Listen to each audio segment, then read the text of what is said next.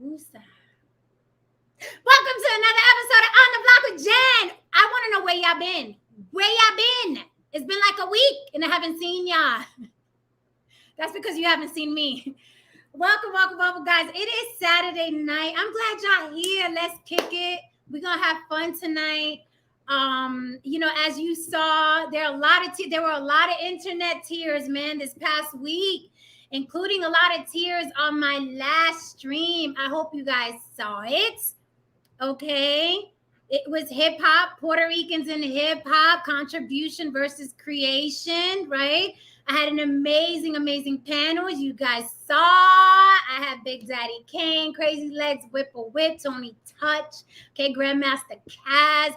An amazing panel. I want to thank you all who watched and supported it and talked about it. We're talking about the week of internet tears.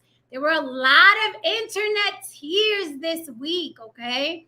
I appreciate y'all support and your comments. Your comments keep me in the algorithm. So muchas gracias, mi gente, okay? As you guys know, you can catch me on all social media platforms, On the Block with Jen. You can support the channel, Cash App, On the Block with Jen, or a super chat. If you're catching a replay and I'm not here, Cash App is open 24 hours a day for your convenience. You can still hit me a Cash App if I'm not live.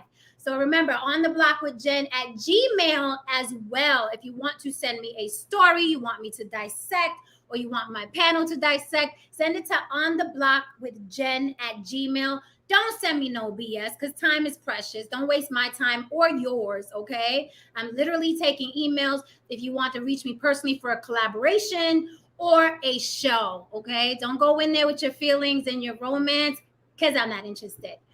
Thank you, moderators, for holding down the chat. You already know, respect at all times. I don't mind the debating, the arguing, the yelling, the screaming, the all capital letters, the exclamation points. Do not disrespect the women on my panel or chat, okay? I stress that. I know this is YouTube. I told you guys before, disrespecting women is, it runs abundant on YouTube. I don't tolerate it here. I don't care what your problem is or what she said, okay? Hold your nuts, hold it down, stand on your square. Do not disrespect the women here. Gentlemen, y'all can get into it, but don't let it get too crazy because my moderators will block you and I'm not going to get you out, okay? I think you can enjoy the channel more if you are able to comment in the chat. You enjoy it a lot more, excluding all the lurkers that watch me who can't stand me but keep watching, right? I don't give a fuck about them, but, I like people to participate on the panel and in the chat. So it's like, you know what I'm saying?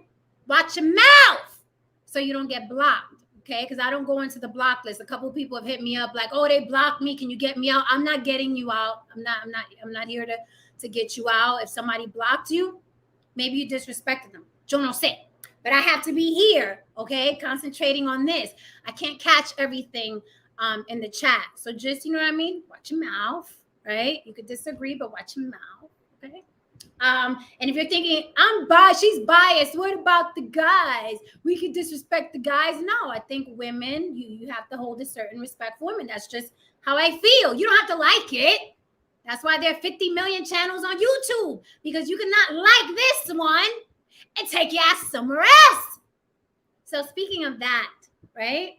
I appreciate your support on my last panel, the hip hop, the panel that I had with the pioneers and the icons. It was amazing. I was floating for a while after it because I admire a lot of those men. I grew up with those men. The posters were on the wall, the Right On magazines, and Word Up. Yes, I'm showing my age. I don't give a damn, okay? If my age bothers you, you can take your ass on too, okay? But, that panel was amazing. I don't mind the comments and shit like that. But you guys are way too emotional in my comments. I had to block a lot of you. I mean, a plethora. I mean, a mob. I mean, a myriad of you had to get bounced out of my comment section. Too fucking emotional. I don't mind you going on there and giving your opinion of hip hop or what you think of hip hop or who you think created what. But when you make yourself a nuisance on my channel, and by a nuisance I mean you keep coming back, you keep coming back, keep coming back, you keep coming back, you keep trying to argue with me or argue with other people, I will bounce you the fuck out of my comments. I don't care. Take it somewhere else. Okay? You spend way, way too much energy arguing in these comments. I know you got laundry to do. You got taxes to fix. You got a credit score to fix. You have a mother that you should call. And if your mother is dead, you should be taking flowers to her grave. You should not be giving me as much energy as y'all give me. Some of you don't understand that, although you're adults. I will bounce you the fuck out of my comments, okay, and not look back. Again, I'd like you to disagree and enjoy my channel. And you can only do that if you are able to comment and able to chat, okay? So you can come into the comments and disagree with me. You can say, I don't believe that. That's not true. Puerto Ricans didn't contribute to hip hop. They were visited. You can say all that shit. But when you make yourself a nuisance, I will bounce you out like the toddler that you're acting like, okay? So with that said, welcome again, new subbies. I got so many new subscribers.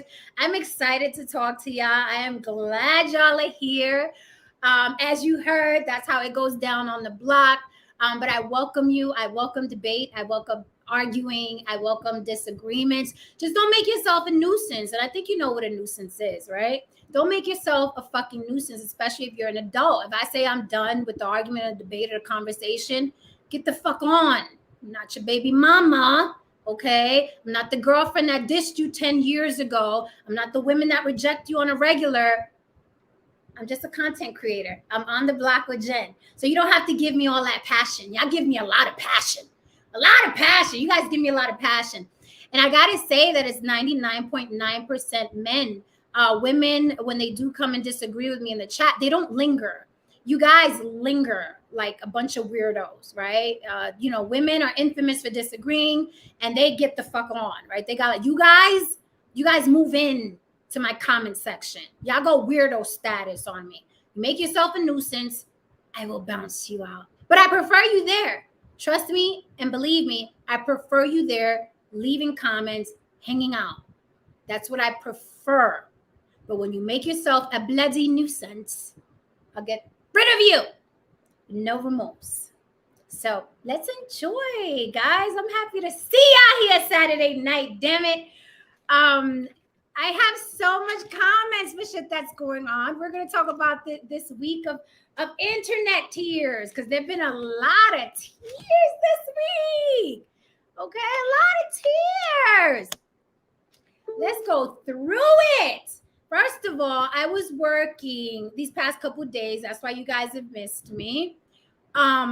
You know, Mama's been taking care of some show business. You guys know I'm in entertainment. And if you want to keep up with what I do aside from YouTube, all the things I do aside from YouTube, follow me at On The Block with Jen on Instagram. I'm always posting updates of me being on set or what I'm doing next, okay? So if you see me missing from YouTube, I'm more than likely working on an entertainment project. If you care, if you're nosy, you can find out why I'm missing from YouTube. Go to On The Block with Jen on Instagram.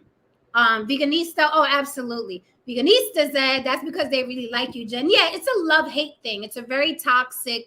A lot of people in my comments, it's a very toxic love-hate thing. Like they want to get at me, right?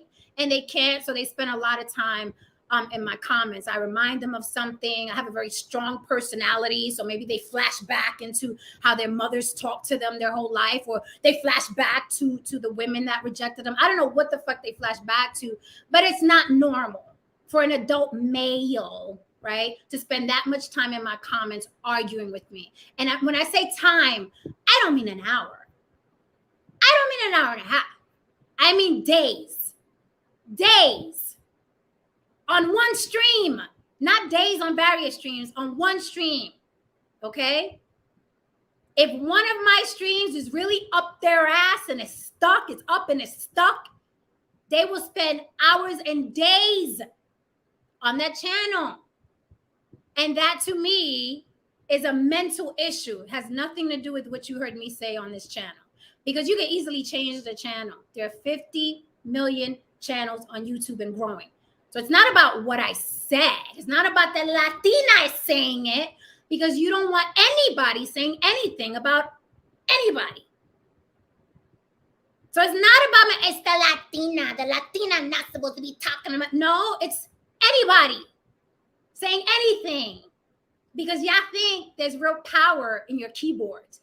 Y'all think you don't like hearing something, and all you do, you're not going to talk about this. And it's really cute. It's really cute. It's funny even sometimes, but just don't make yourself a nuisance. Unfortunately for you guys in the comments who make yourself a nuisance, I'm very impatient. I'm always rushing. I'm always working. I'm always looking for the next thing. I'm always, thinking of the next project right after I finish one project. So you guys have to understand that's what you're dealing with when you're dealing with my personality. So if I keep seeing notifications and it's the same motherfucker over and over and over again, now you become a nuisance and I got to get rid of you. And I really don't want to, sincerely. I want you to participate. But some of you become a nuisance. And I have low tolerance. And I'm very impatient with people that are a nuisance, right? I wouldn't be a nuisance to you on your channel if I disagree. I may say 2 or 3 things, then I'm gonna go on with my life. You guys move in. You can't move in to On the Block with Jen. It's weird. Weirdos. But I don't mind the back and forth. I really don't. But y'all do too much. Y'all go weirdo status. Like, it's fucking weird. You flash backwards, like, yeah, I'm gonna project everything I've never been on this subject. And it could be any subject. Last week it was hip hop. This week it'll be I'm talking about comedians tonight. Tonight it'll be about comedians. Another day it'll be about she Latina. It's always something with you motherfuckers. It's always something. It's always something. Except it's never you. You never look in the mirror and say, why the fuck? You never look in the mirror and say, why the fuck am I on this woman's chat and comments for the past 5 days? What is it about me that has me on this stranger's channel for the past 4 or 5 days, typing in capital letters? What is wrong with me? Should I seek help? Should I seek therapy? Do I still hate my mother? Are all the women rejecting me? Was my dad home enough? What is wrong with me? Why I'm spending time in a woman's comment section for hours and days, and I don't know her. I never even met her. But what she said really got me. You got to look in the mirror and find out what the fuck is wrong with y'all, because y'all are not normal. It is not normal, okay? But again, y'all still welcome to my comment section. Just don't make yourself a nuisance. Don't make yourself a nuisance. All right, guys. So, Tiffany Haddish and Ari Spears. Let's get into that a little bit. If you guys have been under a rock, okay, and I'm gonna drop the link early if you guys want to come up and protest and talk about anything.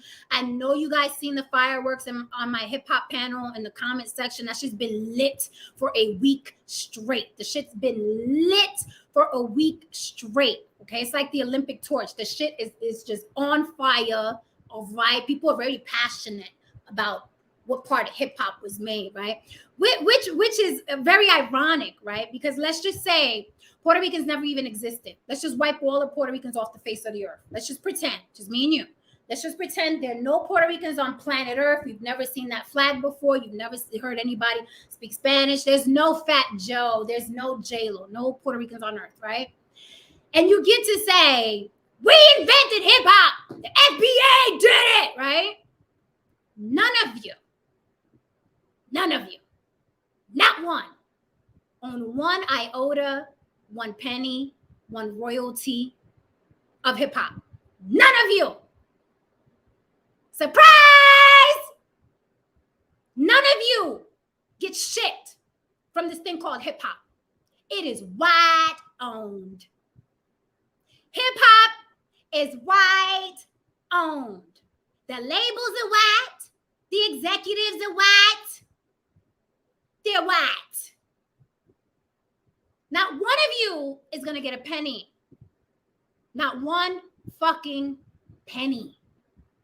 So it's very reminiscent of motherfuckers that fight for street corners on blocks they don't own, in neighborhoods they don't own, In cities they don't own. In states they don't own because they have shit else. So I gotta fight for this block. And then you kill someone or someone kills you, and then, the fucking wagon comes, throws you on the gurney, takes you to the funeral home, and they're done with you. Life is done with you. You guys do the same thing on YouTube. We gotta fight for who started hip hop. We started it. Okay, now what? Wipe out the Jamaicans, the Haitians, the Dominicans, the Puerto Ricans off of hip hop. Now what do you get? What do you, as an individual, what do you get after spending days in my comment section talking about who started hip hop? What do you get? Because people are asking me, what do I get talking about it? Well, I'm monetized. So it doesn't matter if I'm talking about farting, fucking, or hip hop, right? I get paid to be here. Because I know that's the retort. Well, what do you get? Well, I'm monetized. You guys are watching me. Yeah?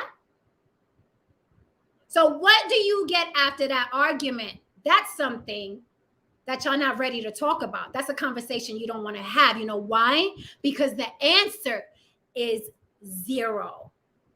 That is what you get after that argument. Zero. That is what you get after spending days in my comment section. This much. Zero. That is what you get. Because hip hop is white owned. So the hilarity, we gonna do a hostile takeover. We need to fight. Which is very reminiscent of Trump talking points, right? Don't let them steal the vote from you. They're taking the vote. You take your vote back. And where do those motherfuckers end up? That stormed the Capitol? In court. Or dead. Right? In court or dead. So please, somebody throw in the chat how this hostile takeover is going to happen. I want to know. How is this hostile takeover going to happen? Because it sounds very colorful. Are you running up like the Warner Brothers, or you guys are going to, wear hip hop t-shirts or dress up like rappers and run up into Warner Brothers, or I don't know, give me a label. Give me a white label. What is this hostile takeover? We got to do a hostile takeover. We got to stake our claim. Like, I'm confused. And I understand debating who did what, when they did it. I get those debates. Those debates are fun. But then we all got to get back to our laundry, no? Like, you letting these cornballs online blow smoke up your ass, and y'all not getting anything from it. Nothing. Except for the t-shirt that you paid them for, the keychain that you paid them for, a flashlight that you paid them for. That is all you're getting. That's it. So wipe out all of the Caribbean. Hip hop is yours now. Now what?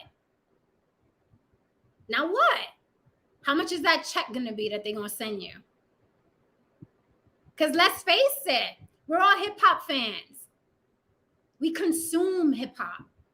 We buy albums. We bob our heads to it. We play it at parties. If we like an artist enough, we buy their t-shirt. We're consumers of hip hop. We're not investors in hip hop. None of you motherfuckers that were crying in my comment section own one fucking iota, a penny of hip hop. None of you. Not one. We got to take our claim. We got to do a hostile takeover. Hip hop is ours. Okay, what are you getting? What are you doing? What hostile? What are you talking about? You motherfuckers sound crazy as fuck in my comments. Crazy as fuck. I said, this motherfucker gonna log off. He gonna go back to his couch, scratch his ass and his nuts, and turn on BMF or fucking Power Canaan. That's what the fuck y'all gonna do. Y'all ain't gonna do shit. But you have all this vitriol and passion in my comments. Y'all not gonna do shit about shit. Y'all know it. I know it. We all know it. The white label owners know it. What are you gonna do with the hostile takeover? Hip hop is ours. Like, y'all sound like a bunch of fucking babbling idiots. Y'all look just as stupid and sound just as stupid as the white trash that stormed the Capitol. That's how stupid y'all look and sound. Meanwhile, Trump sits in his ivory tower like, oh, them motherfuckers down there getting arrested. Who? I just told them to take the vote back. I ain't sent nobody in there. That's how stupid y'all looking. Or somebody's in your ear. Have to take it. You gotta take hip hop back, family. You dig? This who y'all listening to. Lord Almighty, I understand some of y'all ain't had no daddies, but your daddy figure is not on YouTube, mi gente. Where everybody on YouTube who has a channel is monetized, on their way to be monetized, or their goal is monetization. Their goal is not to raise you and make better men. Don't believe the hype. Don't believe the bullshit. I'm gonna keep it 100 with you. This is fucking entertainment. And if we could sell a couple t-shirts in between, that's what the fuck we gonna do. Stop getting gassed by motherfuckers who don't give two fucks about you because they use the word family. You dig? This shit is laughable. But please, if anybody here knows about the hostile takeover and how it's going down and how you're going to organize, leave it in the chat. I want to know how y'all going to take hip hop back from the white people. From the white people. Because remember, whether you want to acknowledge that Puerto Ricans were in hip hop, whether you want to acknowledge that Jamaicans were in hip hop, whether you want to acknowledge that Cubans, Colombians, whoever was in hip hop, right? No matter what you want to acknowledge, it is white owned. So let me know, because it's easy for y'all to battle Jamaicans and Puerto Ricans. We're all on the same level here, right? And I told you, most people of color, when they fight sideways. They never fight up where whitey is, where the owners are. Y'all never fight up. Y'all fight sideways because y'all are cowards. Y'all are cowards. Y'all rather turn to the person next to you, kind of looks like you, kind of, sort of. But you never fight up. You fight sideways because y'all are cowards. And plus, you don't have the military power to fight up. So you take it in the ass from whitey whenever you can. And then you project sideways. And I told y'all that before. Y'all project sideways. You never project up. You ain't got the fucking cojones to project up. So you got to attack Jamaicans, Caribbeans, Puerto Ricans, Dominicans, Mexicans this way, not this way. And that's why y'all are laughable to me. But in the interim, your YouTube leaders are selling t-shirts to you and flags and shit like that. Because y'all are fucking stupid. Right? And not only white people are capitalizing off your stupidity. It's people that look like you, who share your complexion, are like, oh, these motherfuckers is dumb. Let me sell them some faux outrage memorabilia. Let me get these t-shirts printed. Let me make them part of a little group because these motherfuckers are stupid. So let me make them part of a little group. I'll get some t-shirts printed. They'll feel like they belong to something because half of these motherfuckers don't have fathers. You dig? And that's what's happening to y'all on these internets. And then y'all think y'all gonna fucking move in to my comments because your cyber daddy put the battery up your ass and you think you're gonna hang out in my comment section. I will bounce you the fuck out so you could take your shit somewhere else. But I do want y'all to participate. I don't mind the disagreements, but y'all do too much. Y'all be doing too much. I'm like, I know this motherfucker got a mama somewhere who would appreciate these 3 fucking hours he's giving to me. And I mean that sincerely. You motherfuckers give me 3 hours in my comments. You know how happy your mother would be if you called her and stayed on the phone with her 3 fucking hours? You piece of shit. Like, call your mother. Visit your grandmother. See if they got a leaky faucet. Or a garage door that doesn't work. Or a flat tire. You might not have fathers, but I'm sure you got a mama somewhere. Y'all give me way, way too much energy. Y'all are weirdos. And I'm talking to the weirdos. Because a lot of people came through and had amazing points. And they were points differing from mine.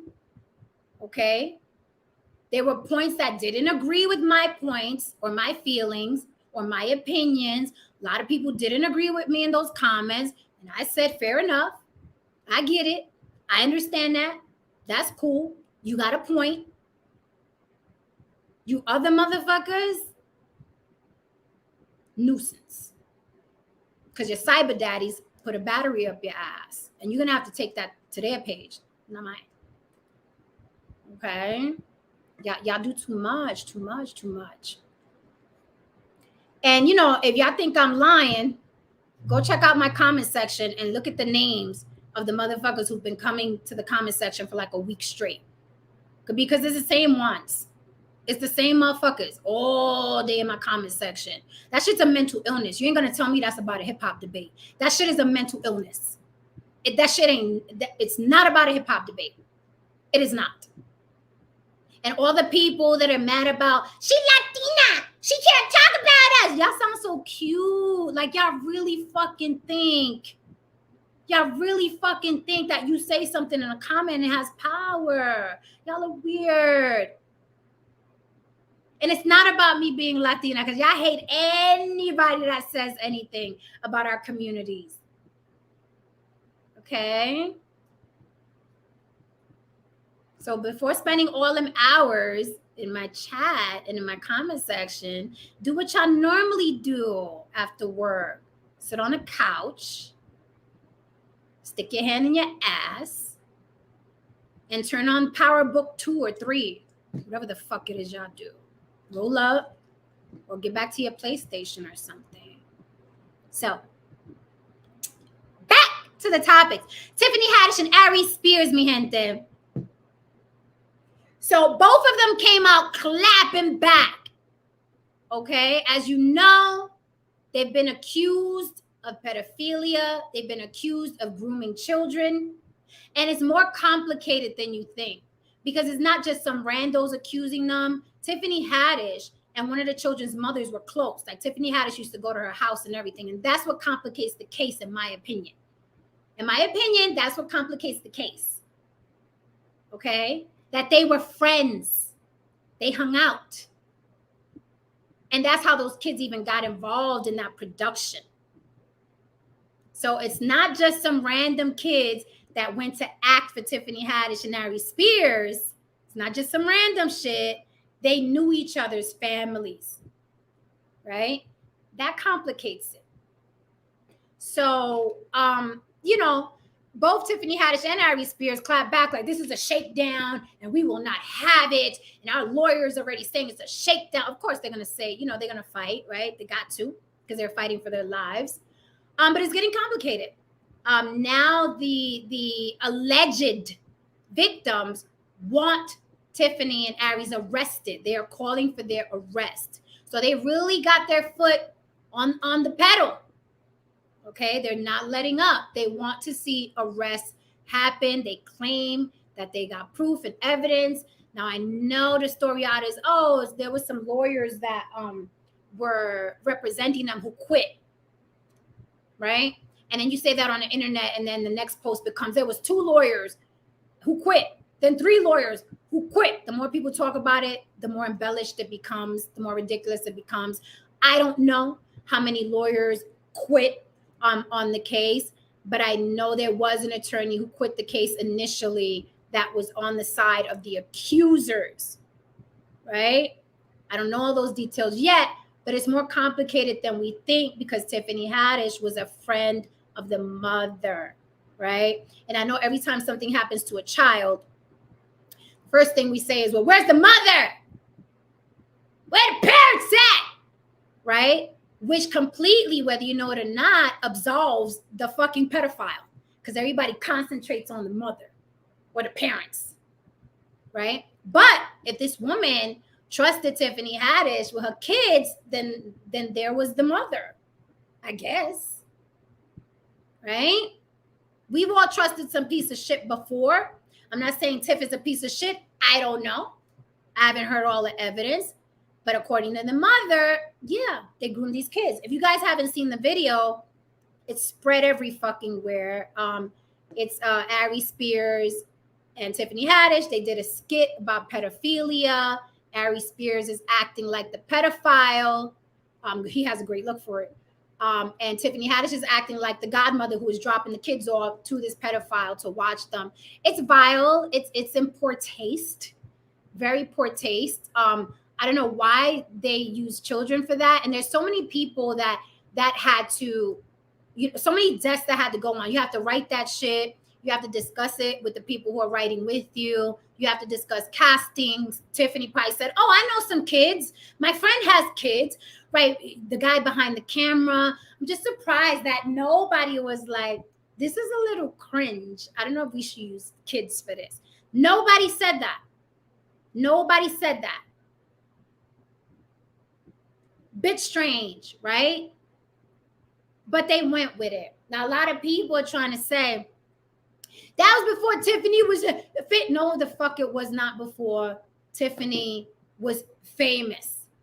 We already knew who the hell Tiffany Haddish was. We already knew who Ari Spears was. We already know. Now, I think it's in horrible taste, but does that equate to, Tiffany actually molested those children? That I do not know. We don't know that yet until we see the evidence, until we hear the evidence, right? And then we have to make a decision after that. But I don't know. I think it's weird that Tiffany would say, yeah, let's use kids for this. It's a very nasty, poor taste video. Now, I don't know what happened behind the scenes, but we will find out. Okay. So, Tiffany Haddish is now, she's like pumping her brakes, because before she came out as strong as Ari Spears. No, there's a shakedown. Now she's like, well, hey, I regret doing it. She said on her Instagram, I regret doing it, in a post. I regret doing it. I can't talk about it. I would love to talk about it, but I can't. Now it's a court case, so I can't talk to you guys, right, about it, which is understandable. She cannot talk about the case, right, because she can make herself look guilty, which it seems Ari Spears don't give a fuck about, because Ari Spears is already, responding with his face and his voice saying this is a shakedown and we ain't having it. My attorney said blah, blah, blah. I don't know what happened to the rule of shut the fuck up. Shut the fuck up until the case is over about the case. But people want to be heard, like, oh, let me tell you what happened. Like, shut the fuck up. Because they will use everything against you. Everything against you. But Ari Spears seems not to care. So we'll see how that goes, whether it's a shakedown or not. All of this is alleged. There has been no trial yet, but it sounds like the mother and the alleged victims are very serious about pressing charges. Let this be a lesson to anybody who's doing productions. Leave the babies out of your productions. Comedians are infamous for saying pedophile jokes on stage. Okay? The uncle that molested such and such, long-running joke in our communities. Long-running joke. But it's different saying it on stage to an audience versus using little kids in their underwear and zooming in on their privates and having them in a bathtub like Aries and Tiffany did. That was nasty. Not cool. Okay? Not cool. Moving forward with allegations. Ricky Martin is back in the news. And the cousin ain't having it. Ricky Martin is not having it. He is now suing his nephew in the amount of $20 million. $20 million he's trying to get from his nephew, who has no fucking money, but it's the principle of the thing. You guys didn't hear. Ricky Martin's nephew accused him of having a 7-month relationship with him. Now, mind you, nephew is a full-grown adult. We're not talking about a child, okay? But in Puerto Rico, the incest laws are law. The incest laws in Puerto Rico are fucking serious. Okay? just as serious as molestation. So this is not a molestation case. The nephew is a full-grown man, and he's claiming that him and Ricky Martin had a relationship for 7 months, right? Now, when the heat was on, he recanted. He went back on what he said. He was like, my bad, my uncle didn't blah, blah, blah. So the order of protection that he got, and it's easy to get order of protection in Puerto Rico, but the order of protection that he got against Ricky Martin was dropped because his claim was, I was in a relationship with my uncle Ricky Martin for 7 months. I wanted to break it off, and then he got violent with me. The courts took it serious, gave him an order of protection. All of that has since been dropped. But now that Ricky Martin can talk about the case, he's not letting it go. And it's interesting because most people would be like, look, let it die down, especially celebrities. Like, let it die down. There'll be another scandal next month with another celebrity. No one's going to care about this. But Ricky Martin said, fuck you say. And now he's suing his nephew for $20 million. They claim they have screenshots of DMs of his nephew saying, I will ruin your life. I need this amount of money. You got money. You rich. I need some of that cash. Okay. And he told Ricky Martin, I'm going to ruin your life. And Ricky Martin was like, do your worst. I ain't giving you a fucking dime. And supposedly all of that is screenshotted. So I'm sure Ricky Martin has a case. Now, is he going to get fucking 20 million? He's not going to get $20 from his nephew. Because if his nephew was trying to extort him, where the hell is nephew going to get $20 million from? But I think he's doing this as a lesson because Ricky Martin has had a stellar career, a scandalous-free career. And I don't think him coming out as gay is scandalous. Okay, gay is gay. I'm talking about a scandal-free career.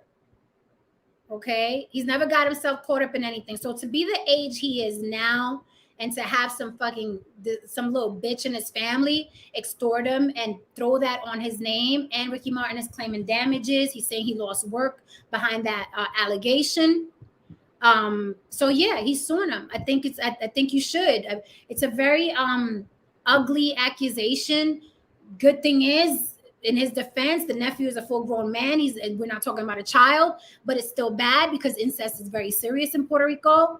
So salute to Ricky Martin for saying, nah, you ain't getting off that easy. I got the screenshots, you little bitch, right? And some people may think, you know what, it's family, let it go. That kid's not in his right mind. He's on drugs. But Ricky Martin's like, nah. So, good luck to him on that lawsuit. I'm sure he will win. But he ain't getting $20 from that boy. He ain't getting a motherfucking dime. Not a dime. Right? But sometimes the principle is enough. Oh, yes, Veganista. Yes. Ricky Martin is fine as fuck. He's been fine for decades. He's kept his fine intact. And he looks like more, older, more distinguished. Always attractive. Always attractive man. So I'm gonna drop the link, guys. I missed you too, No Saint. I'm going to drop the link, guys, because I want to talk about the Little Mermaid and the backlash. Can you believe you'd ever hear someone say there's backlash about a fucking mermaid? A mermaid. Not about a political bill, not about a law, okay? Not about a crime, okay? A mermaid. Mega backlash about a mermaid. You heard me say a mermaid. Backlash, vitriol, debates, fighting about a mermaid. We got to get into that. So you can see how fucking ridiculous the humans are getting with this thing called social media. Okay? You can see how utterly ridiculous, pathetic, silly, immature people are online. A motherfucking mermaid. And I'm going to get into why.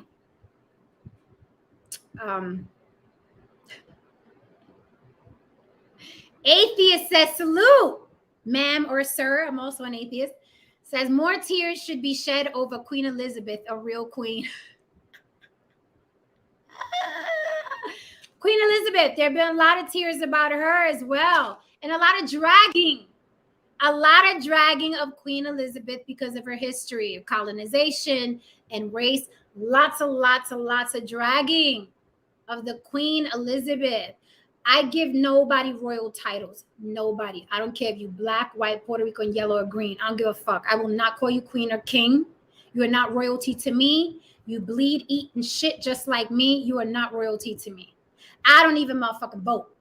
So you know if I don't give a fuck about a politician, I don't care about y'all little nicknames. Okay? So she is no queen to me. I will not be worshiping or bowing down to anyone who uses those fucking titles. King and queen are the parents that brought me into the planet. If you bleed, eat shit, and you're gonna die like the rest of us, you're not royalty to me. Wrong girl. But it was very, very funny. All the dragging that went on of Queen Elizabeth. Was it merited? What do you guys think? Right? There's a lot of history to this Queen Elizabeth. I don't get into that. Who cares about what's happening in the UK? This country is fucked. So it's like there's bigger fish to fry than some old wealthy lady. She was racist. Y'all are fucking racist. Y'all are fucking racist. Some of the most racist motherfuckers are in my comments. But I think black people think that their complexion or their race absolves them from being racist. Look at my comments. Some of the most racist motherfuckers I've ever seen are in my comments. There are no royals. There are no white people in my comments being racist. Some of the most racist motherfuckers I've seen online were black people in my comments. So she was racist. Y'all are racist. Everybody's racist. We're all racist. I don't know what's this game people play of there's a melting pot and we're all supposed to love each other. No, motherfuckers, different tribes. It's different tribes. And there is no fucking rule that says everybody has to kumbaya and love each other. Those are slogans. Those are slogans to get people to join the military. Those are slogans to get people to donate money to charity. Those are slogans to get people to buy certain wardrobe. Those are fucking slogans. There is no melting pot. To each its own, okay? Everybody's fucking racist. Everybody. Surprise! Bitches. Everybody. Okay? I got people in my comments right now talking about, yeah, y'all eat rice and beans and eat burritos. And when I clap backward, get back to your chicken and watermelon. Did you hear what she said? She's racist. She said I eat chicken. Yeah, bitch, after you said I eat rice and beans. Don't jump in the kitchen if you can't take the heat. I am the last person that would address someone else in an argument about race. But if you fuck with me, I'm going to finish it. And you can screenshot it, take a picture, record it, clip it. I don't give a fuck. I don't care. Wait till I'm in a notable movie and then drop that bitch. So I could go viral and I can talk about the hypocrisy. You just give me a bigger platform to talk about the hypocrisy. Because if you come at me about rice and beans, burritos, or arroz con pollo, I'm going to tell you, make sure you spit out the watermelon seeds, and that's how we're going to play. All right? All is fair in bullshit and war. But I am the last person to bring up race or ethnicity unless you fucking do. Okay? I speak Spanish, English, and asshole. If you're going to be an asshole, I'm going to reciprocate. So can we all just get along? Right? Motherfucking racist as fucking hell. Some of the most fucking racist motherfuckers is in my comments. Hey, you eat burritos, you eat rice and beans. Mention chicken though, and they want to fucking call Al Sharpton's ass. Mention chicken to one of these motherfuckers that's always calling me Maria. Mention chicken or watermelon to one of these motherfuckers that's always talking about rice and beans. She racist, see? Some of the most racist shit I've ever seen is in my comment section. You don't believe me? You don't believe me? Go to my hip-hop comment section. Because I told you, these motherfuckers fight this way. They don't fight up. They don't go after the motherfuckers that own hip-hop and own their asses. They go this way. And who's this way? The Caribbean people. They don't go that way. They go this way. So next time you hear the word hostile takeover in hip-hop, ask the motherfucker who's saying it, when are we running up into them white folks' office? Ask them. They will have nothing for you, man. Because if you're going to do a hostile takeover, I would guess you're going to go after the people who actually own it, right? That's Whitey. In case y'all didn't know, it's not Public Enemy. It's not Boogie Down Productions. Hip-hop is owned by white people with a couple black rappers that own their what do you call them shits? Their masters. Just a couple. But it's white owned, be clear. So next time you hear, okay, one of your cyber daddy bitches talking about a hostile takeover of hip hop, ask that bitch, when we running up into Warner? When are we running into the white executives' offices, okay, that own all the fucking distribution? When are we running into Sirius XM? When is this hostile takeover going to happen? Because if the hostile takeover they offering you is blowing up people's comments on YouTube, that's the hostile takeover? Damn, y'all swing low. That's your hostile. No, for real. That's your hostile takeover. Blowing up people's comments on YouTube. That's your hostile takeover? Scary. That's your hostile takeover? Blowing up comments. Oh, all right. Okay, soldier. Thank you for the super chat, Veganista. Mwah. That's your hostile takeover? Blowing up the comments on YouTube. Woo! Scared of y'all. Blowing up the comments on YouTube. Yeah, we started hip hop. I'll show her. I'll write in capital letters next comment. I'll show her. That's your hostile takeover? That's what your cyber daddies are blowing up your ass? That's your hostile takeover? That's all your leader got for you? Ask him, what's the plan? You dumb motherfuckers. When someone is telling you we're about to do a hostile takeover, ask them, what's the plan? What are we taking over? Now that you got the guns out and your shield, ask them, what's the plan now? A fucking takeover with no plan. What's the plan?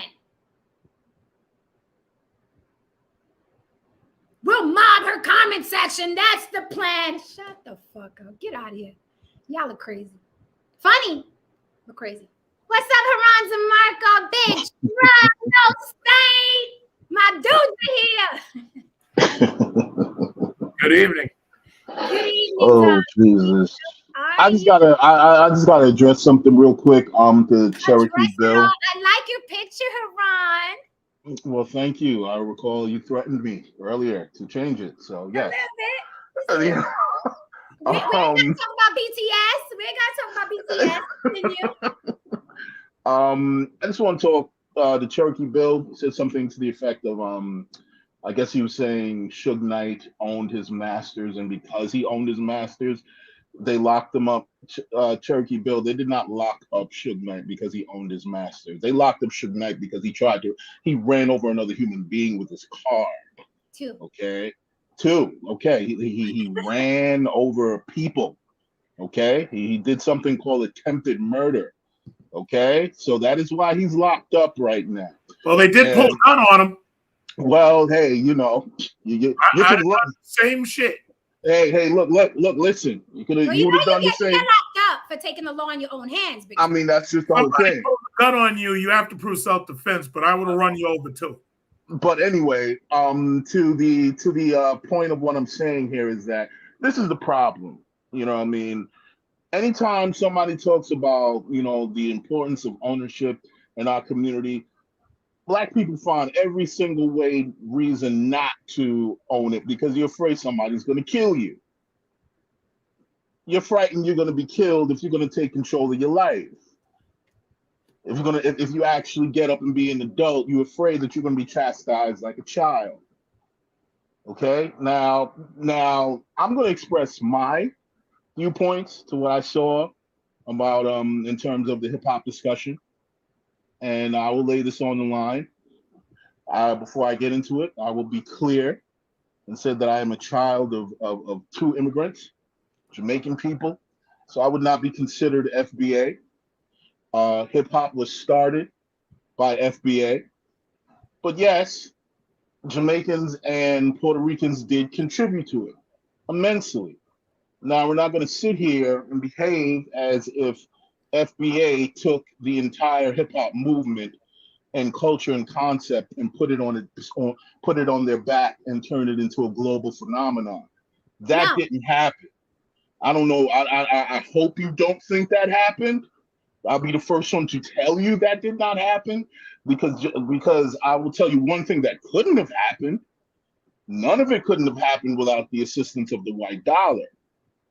You own no distribution plants, you own no record companies, you own no radio stations, you owned nothing. So without white involvement, no, hip hop would not have become a global phenomenon. And at one point in time, I believe somewhere around 95, 96, a very large portion of its listening base were white kids. So, for right now, I'll give everybody else the floor, but I have a couple of other things to say about other stuff. But yeah, that's it for me for right now. What's up? What you got? Okay, so nice to see you again because I haven't been here in a little while, but I've been watching. I haven't been on for like a week. I've been watching from the clouds, so I saw it when you had the guys on, and as far as your comment section, basically.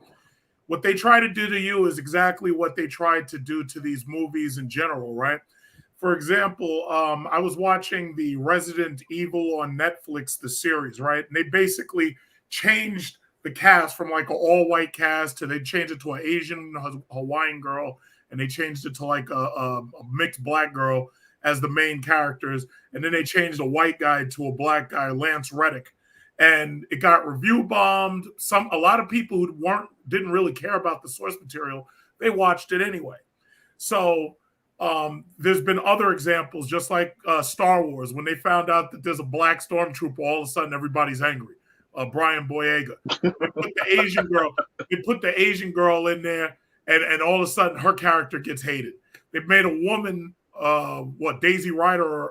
They made her the main character. So everybody's upset about it. Now, granted, some of those shows had shitty writing. I'm not going to say they didn't.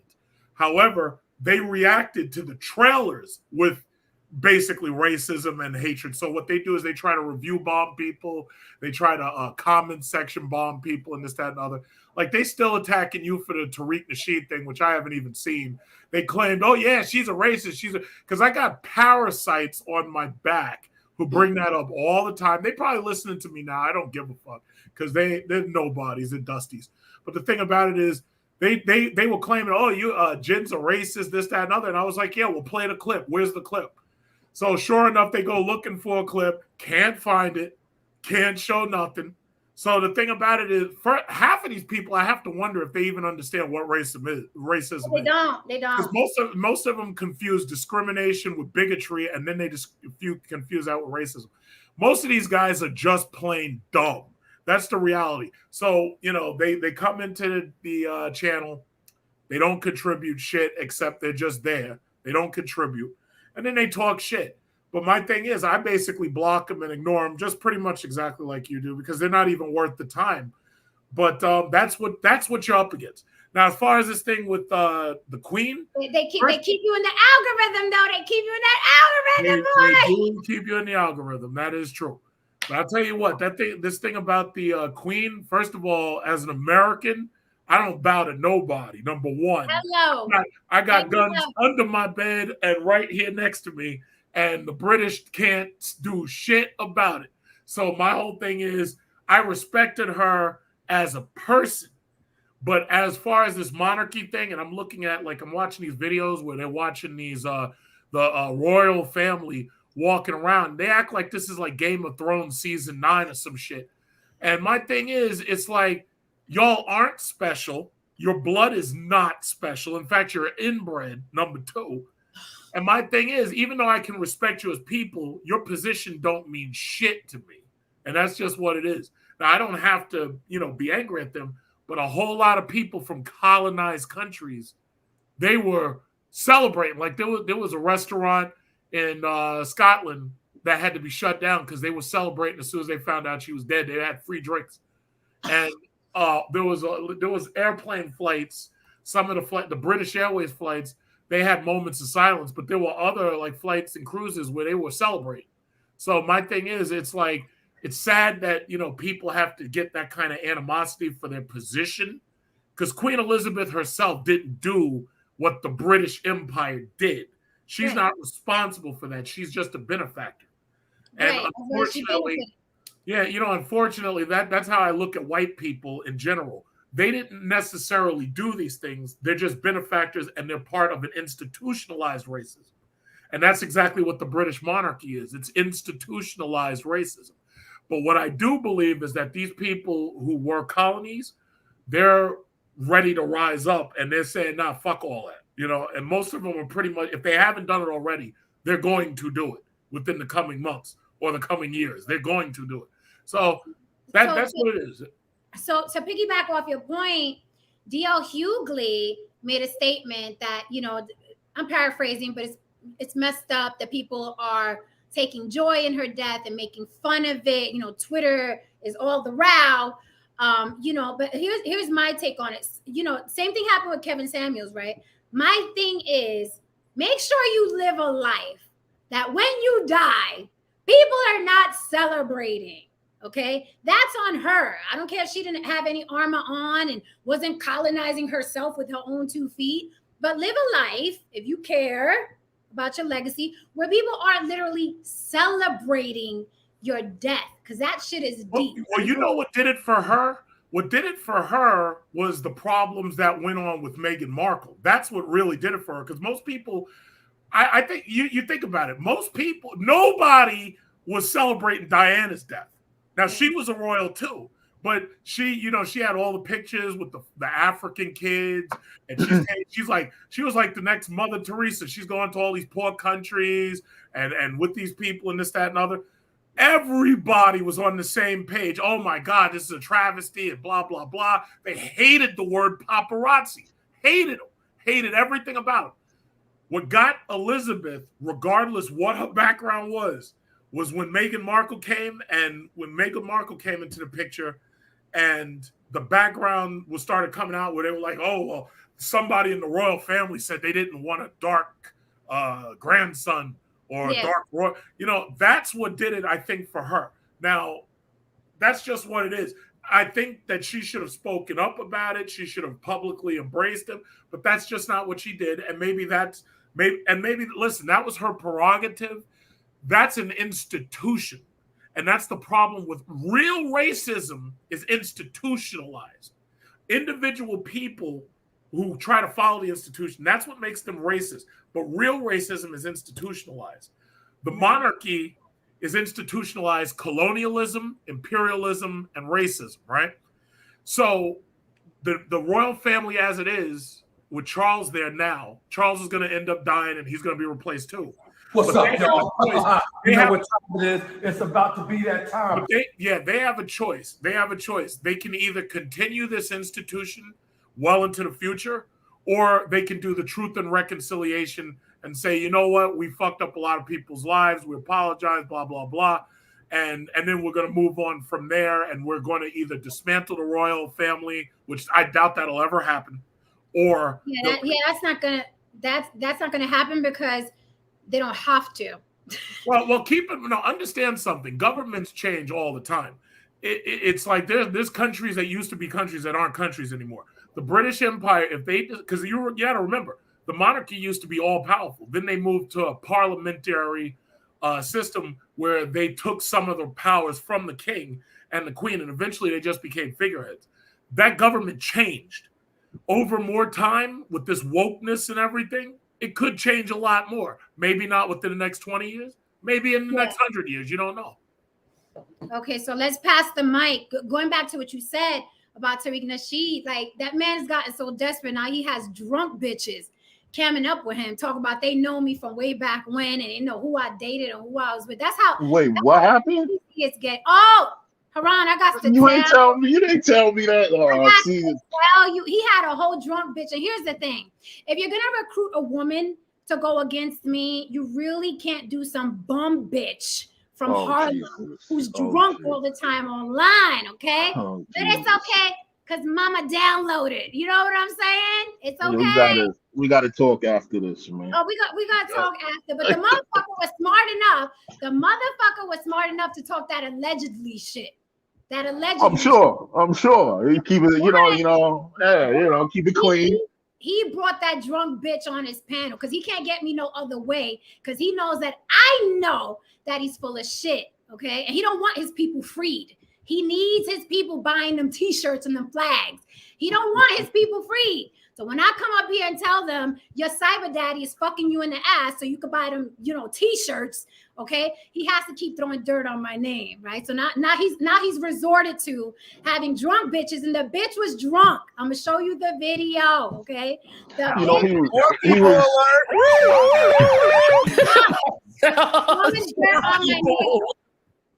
drunk, throwing dirt on my name. I'm like, oh, look, you so desperate, Auntie Tariq. You so desperate. He's still selling those homoerotic NFTs. Oh, I don't even know. He was selling some very questionable NFTs with it was the Buck Breaking series, and he was selling some NFT. Oh yeah, no, this is a thing. This is a thing, and I called him out on it. I'm like, hey, yo, bro, you want to share with the class? Where's this inspired from? Yeah, he was selling some NFTs, and it was pictures of white men and black men in very suggestible, positions, and he was selling them as NFTs. Yeah, here's the thing: he has a lot, in my opinion. Yeah, he was really selling a lot of feminine energy, right? You can see when him and I interacted, there was a lot of feminine energy. And Haran, you know how I get down with men feminine energy, right? He was saying boo boo. He was saying boo boo. He was saying boo boo, sweetie, and popping his popping his gum. Raising his right. So I'm like, if a man is gonna give me feminine energy, that's what I'm gonna give him back, right? I'm like, okay, I'm arguing with a bitch. Fine, great. But the only thing he can say, oh, she racist. That racist. That Jen Garcia, bitch. My channel is on the block with Jen.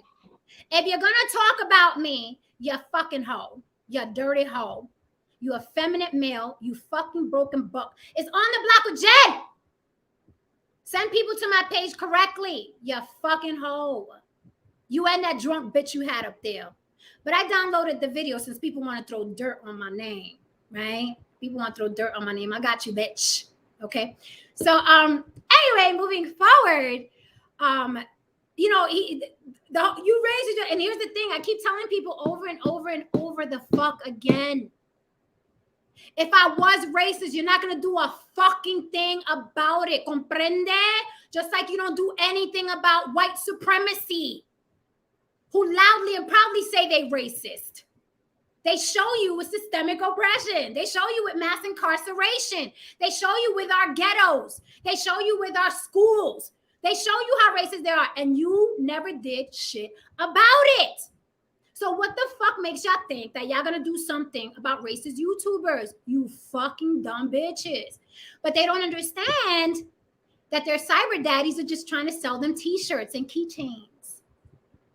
This is how fucking stupid people are. And let me tell you something.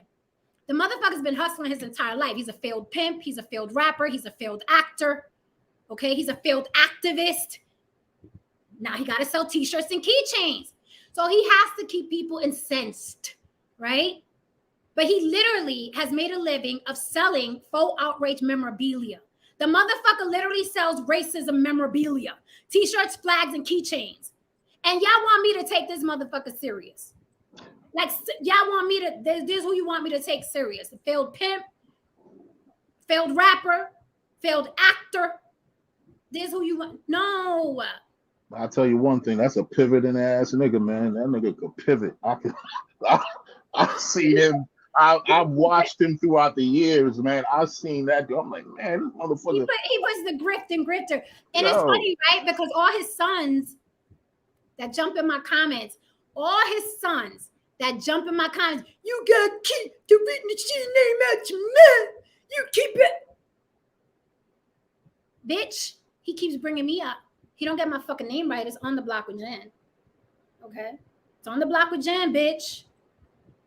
Okay? So all you minions that are watching, all you sons, all you t-shirt buying bitches, go back and tell your cyber daddy it is On the Block with Jen, since he want to mention me all the fucking time on his channel. It is On the Block with Jen. Pendejo. You know, he said hip hop started in Jamaica back in 2018. Yeah, he said hip hop started in Jamaica. He said hip hop. Tariq Nasheed. Yeah, he did say that. On he said hip hop started in Jamaica. They ran the receipts on his ass like they I got him. Everything else he does and says. I mean, this dude's just all over the place. He's always been all over the place. Every receipt you could think of, whatever that man says, you could go back 2, 3, 4, 5 years. There is a video or a tweet of him saying the polar opposite.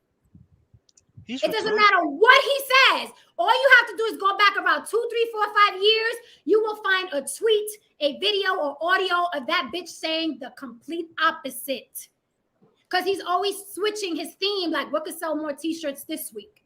Oh, Dame asking what he missed. He just stepped in and see you just yelling and shit. Hi, Dame. Dame, you coming out? He just see you yelling and shit. You're like, what the fuck happened now? Yo, hold on. Did she just code switch? Just now? We'll talk about that later. Tristan, we'll talk about that later. I saw it too. Anyway, we're about to get our lashings around. Watch, because we said that we're gonna get our lashings. Yeah, wait, Dame, are you coming up? I'm just saying, can we get that in the DMs at least? That type of niceness. Haran, has she called you? Very nice to me. Very nice to me. Has she called you? Has she called you on me. Jen's time, which is 3 hours ahead of us, right? Yeah, she has. Come on, that's how I love on y'all. Stop. Yes, she does. Jen be like, get up. I'm like, Jen, it's 3 o'clock in the morning. She's like, it's 12 over here. Let's go. We got ideas. I'm like, God damn. I'm like, yes, she manhandled. She clearly manhandled you. Oh, you want to hear manhandle? Listen, right? Hey, this ain't about me. Let's stay on topic. Right? I needed something from Jen, right? Because something happened. And you know, right? And she sent me something. But you know how you can write a little memo? Right, and you know what the asshole said in the memo? Oh, Jesus. Right? I'm like, okay. I said, thank you. And then I'm looking at it, says, for the sugar baby. I'm like, oh my God. I'm like, this is an asshole. And I was dying for like a whole hour. I'm just saying, now you sugar baby status. Famous Tristan, famous. Oh my God. This girl's a... Never mind. Yeah. She's demonetized anyway. Hold up. Yeah, I said she's a dickhead. She's demonetized anyway. I don't hide it. Turkey Bill said we need more yelling. I miss the Bronx. Don't you? I'm all the Bronx you need, baby. So yeah,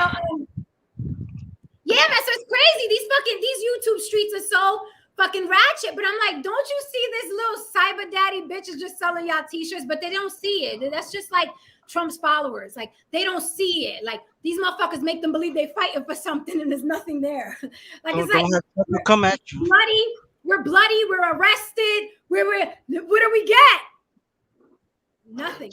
It's very difficult to watch a cult form in real time. It's very fascinating, actually. It's a very fascinating experience. Kamala. We got Kamala. Thank you, Dame, for the super chat. He bought me a coffee. He said, make it a double. I'm going to get my vanilla chai and remove the coffee because I don't drink coffee. So I think that's why he's saying that. He's trying to be smart. Thank you, team. See, Dame cares about me. And y'all don't love me unless I treat y'all bad in the DMs. Man, listen. You don't treat me bad in the DMs. Like I've said before, all you have to sit there and say, hey, you know what, I'm gonna step on you, and you know, I might end up on the floor. Jesus. That's not true. Tristan, Ron is lying because I had to twist his arm. Tristan, we have to have a nice long talk about some things, man. Yeah, listen. Dominance is a great thing, sir. Oh, Jesus, man. Didn't I have to twist your arm today, Haran? Nah, he ain't twist my arm. I need to get more photos, though. I need to get more pictures, man. Yes, you do. My goodness. Anyway, so enough about this little Auntie Tariq Nasheed bitch. He's ill. Right. I don't even like. So let me tell you something. You ever like dated somebody you were fucking embarrassed about? So YouTube. First of all, I've never met none of these bitches. I don't know any of these bitches. Don't want to know them in person. But you ever camped up with people on YouTube? Is it just me that you look back and you're like, oh, that shit's embarrassing? I have like at least 5 motherfuckers in this YouTube verse that I've camped up with, and it is fucking embarrassing that they know my name, and I was even on a panel with them. It is fucking embarrassing. It's like that guy or that woman that you dated like 30 years ago, and now your friends know, and your friends are like, you fucked with that? That's how I feel about camming up with some of these bitches that I've cammed up with, and even like arguing with some of these bitches. That's how I feel. So every time Auntie Nasheed says my name, I'm like, oh, don't fucking. How long ago was that, though? It's like How 2 long years was that? now, going on 2 years. Going on 2 years. Jesus Christ. Going on and it's like embarrassing. I'm like, oh, don't say my name, because you're like, first of all, you're a fucking has-been. You're an effeminate man. You're the broken buck you speak of, okay? You selling t-shirts to fucking finance your white mother-in-law's life. Like, you're fucking ill to me. Like, stop saying my name, Auntie. Don't get me wrong. If it was a powerhouse or some shit, you know what I'm saying? Like, I don't know, an intelligent man who was bowed at hands, you know what I mean? You don't mind your name coming out their fucking mouth. You don't mind. I'm not gonna lie. Well, but you know, this thing that surprises me is that for all of that shit talking, that they still haven't generated a clip of you actually doing anything racist. Now, you know, what bothers me more than anything with these assholes is that they'll edit down a video and they'll just get the sound bites that they can use against you, right? They don't ever want to show the whole thing and how anything escalates, right? But all of this time, they still haven't produced that clip. So my thing is, listen, either you produce the clip or shut the fuck up. Oh, see, you simping. You simping for now. I just basically tell them, yeah, you're beneath me and I don't have to justify anything to you. Lions don't argue with food. True. Not food. So,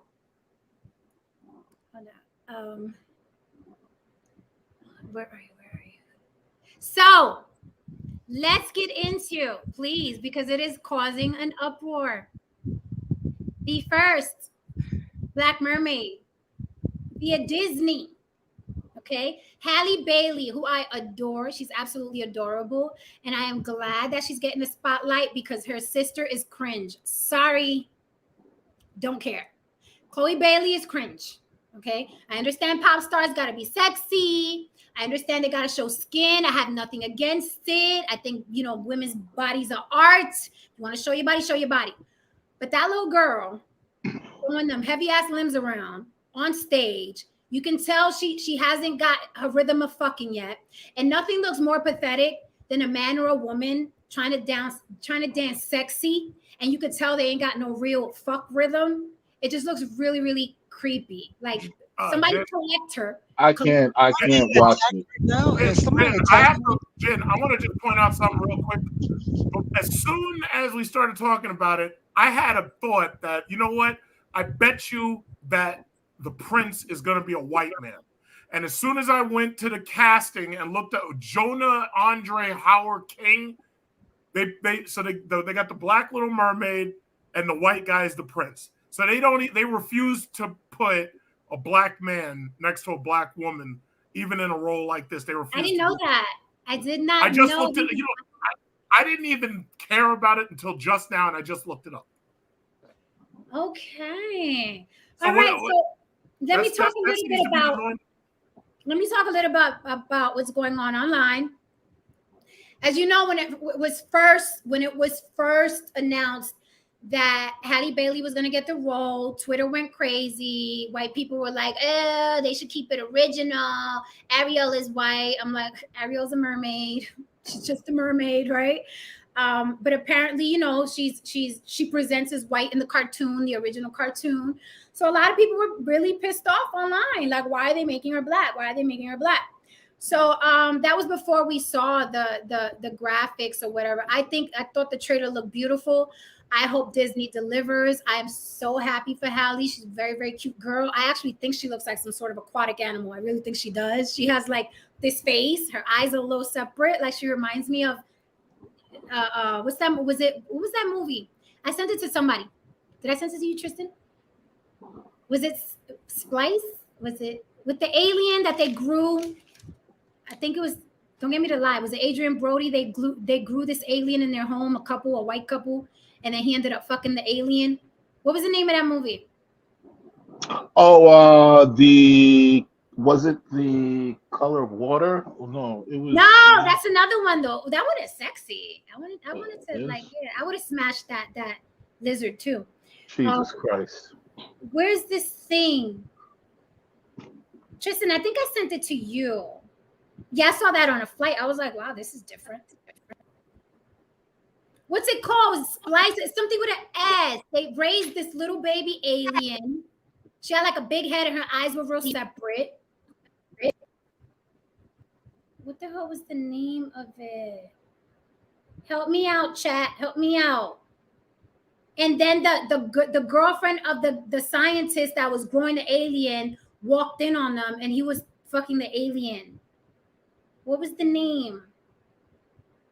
Y'all about to have me looking crazy because I know what I'm talking about. What was the name? Wait, now what happened? My audio went out. Something about an alien? Splice. That's what it's called. Splice. Yeah, that's your mini porno movie. It's not, no. So this is what to me like Halle Bailey looks like. I don't know if you guys can see it. Get off on stuff like that.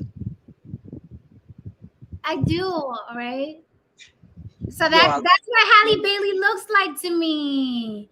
So I think she make a perfect mermaid of what you think a mermaid would look like if it was real. So Twitter went fucking bananas. White Twitter and black Twitter. They went fucking bananas. The white people were like, keep her white. The black people were celebrating.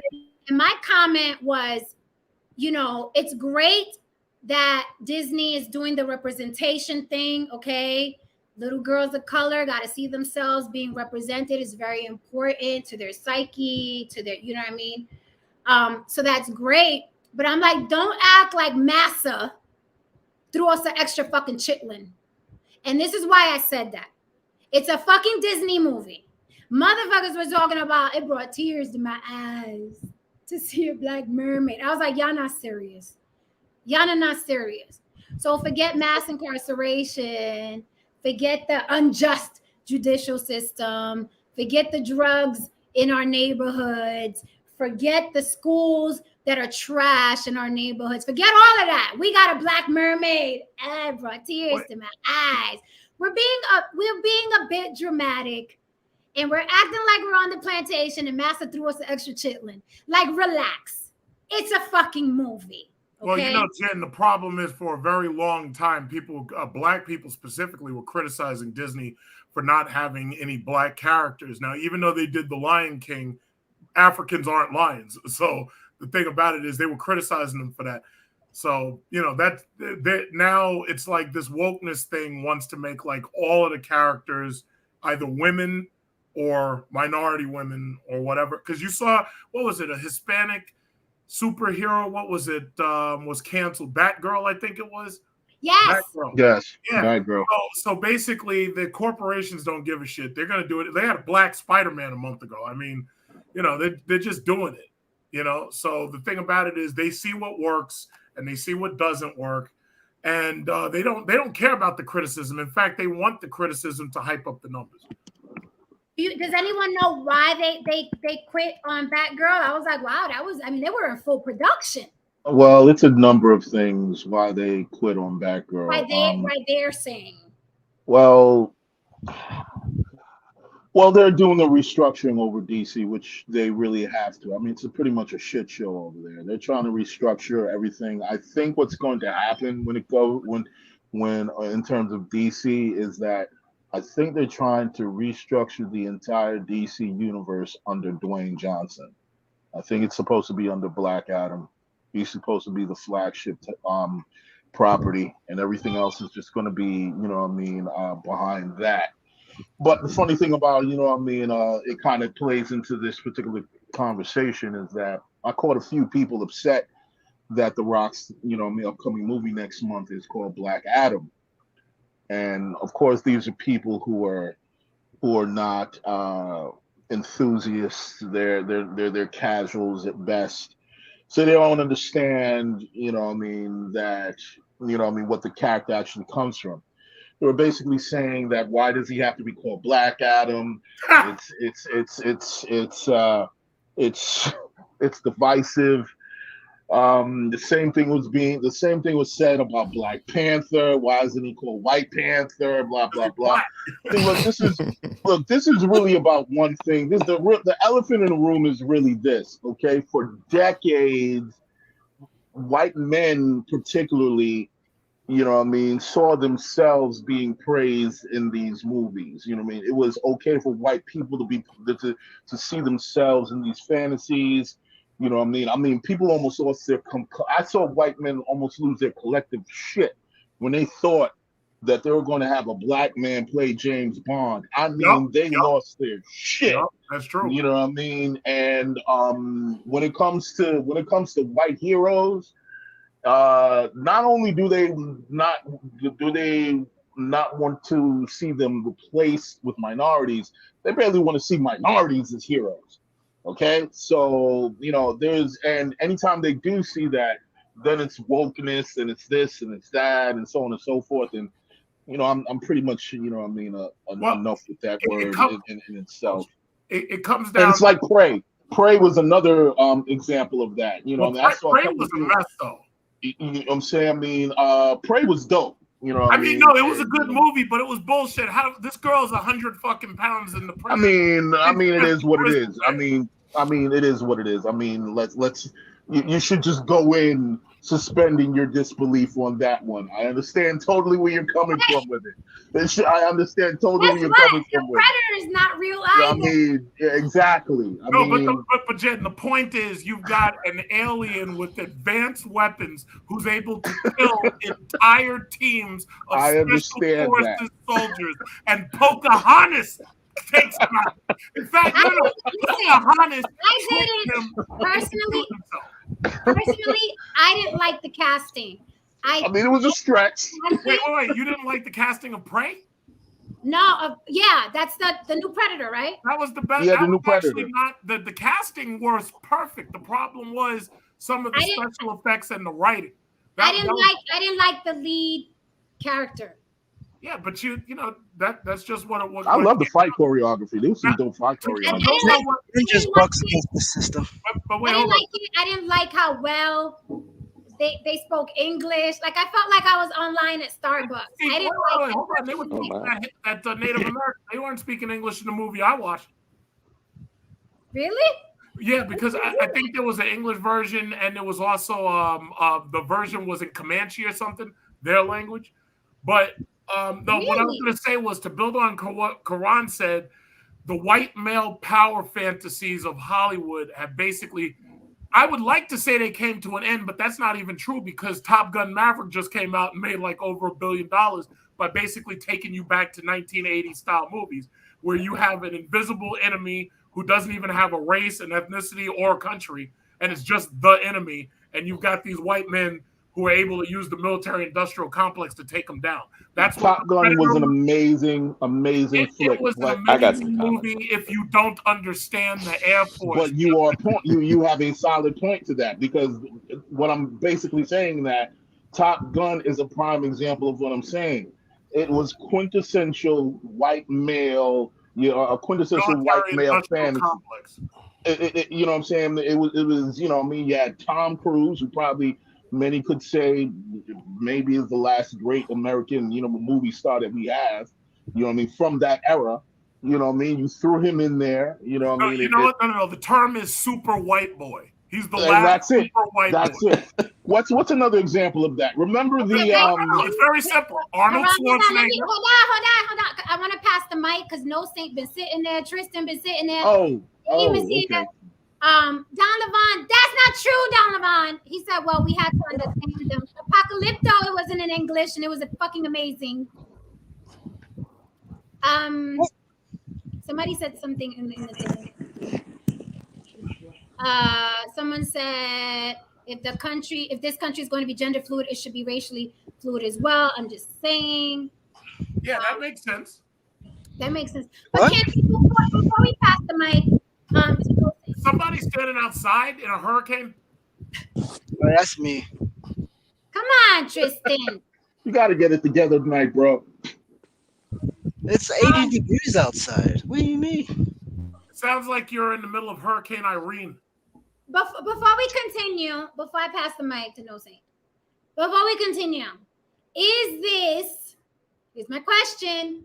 Is this more belly aching? If Hollywood is white owned, why the fuck do we keep expecting them to not only cater to us or see the world through our eyes? They don't have to. If I go to your house, anybody on the panel, I cannot tell you how to make my fucking meal. It is my house.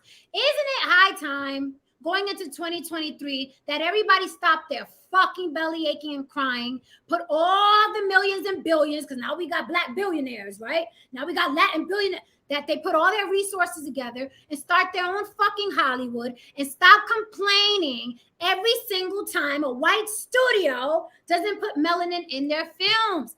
Like, how many times are we going to have this defeatist fucking conversation? It is a hamster wheel. It's almost like we're mad that our step parent doesn't love us like they love their own biological children. That's a conversation nobody wants to have. Who gives a fuck that Disney hasn't had color in their cartoons? It is their fucking house. Why don't you start a Disney? Well, there's the same reason why you'll never see a Let me black pass pastor. the mic, Haran. I'm sorry about that. Thank you. No Saint, what say you? Well, I've been listening. I think both the guys up there have great points. I will say this about the whole Tom Cruise. Say it with your chest, No Saint. Say it with your chest. The whole Top Gun thing. So the first Top Gun came out. They did name the enemy, and the enemy was the. Am I low again? Yeah, you sound low. Let me go. I'll come back. Let me go my phone. Okay. All right.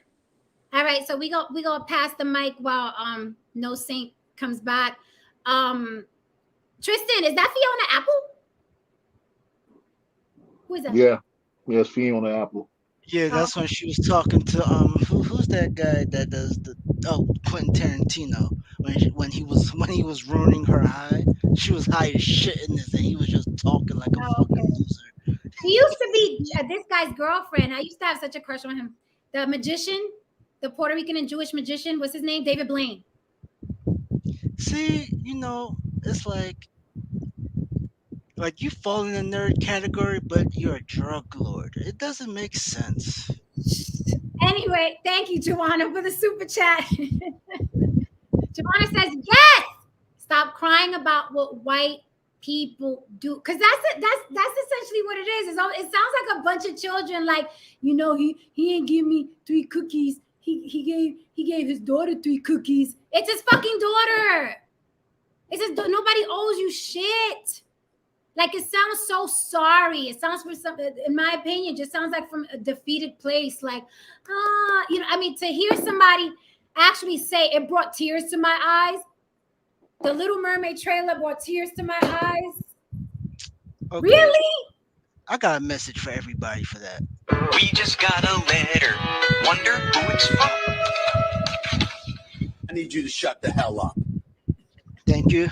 And I just crying over the little damn mermaid. Shut the hell up. And you know what? Don't listen. As much as I love kids, I'm the first person to say F them kids too. Okay? Listen, it's not that I serious. can't hear you, Tristan. Your mic. It sounds like you in the wind. Oh, I am in the wind because it's 80 degrees in here. But you know. Do you have a fan on? Yeah. Yes. It's all tilted. I'm not dying. I'm not dying for y'all. I'm not doing it. I got a fan on too. Tilt it. Get an air conditioner. That's not. That's not expensive. No, it's not. Dude is like. What's up? What's up? How are you? I'm doing very well. How you doing? I'm great. I'm gonna sue this man, Damien.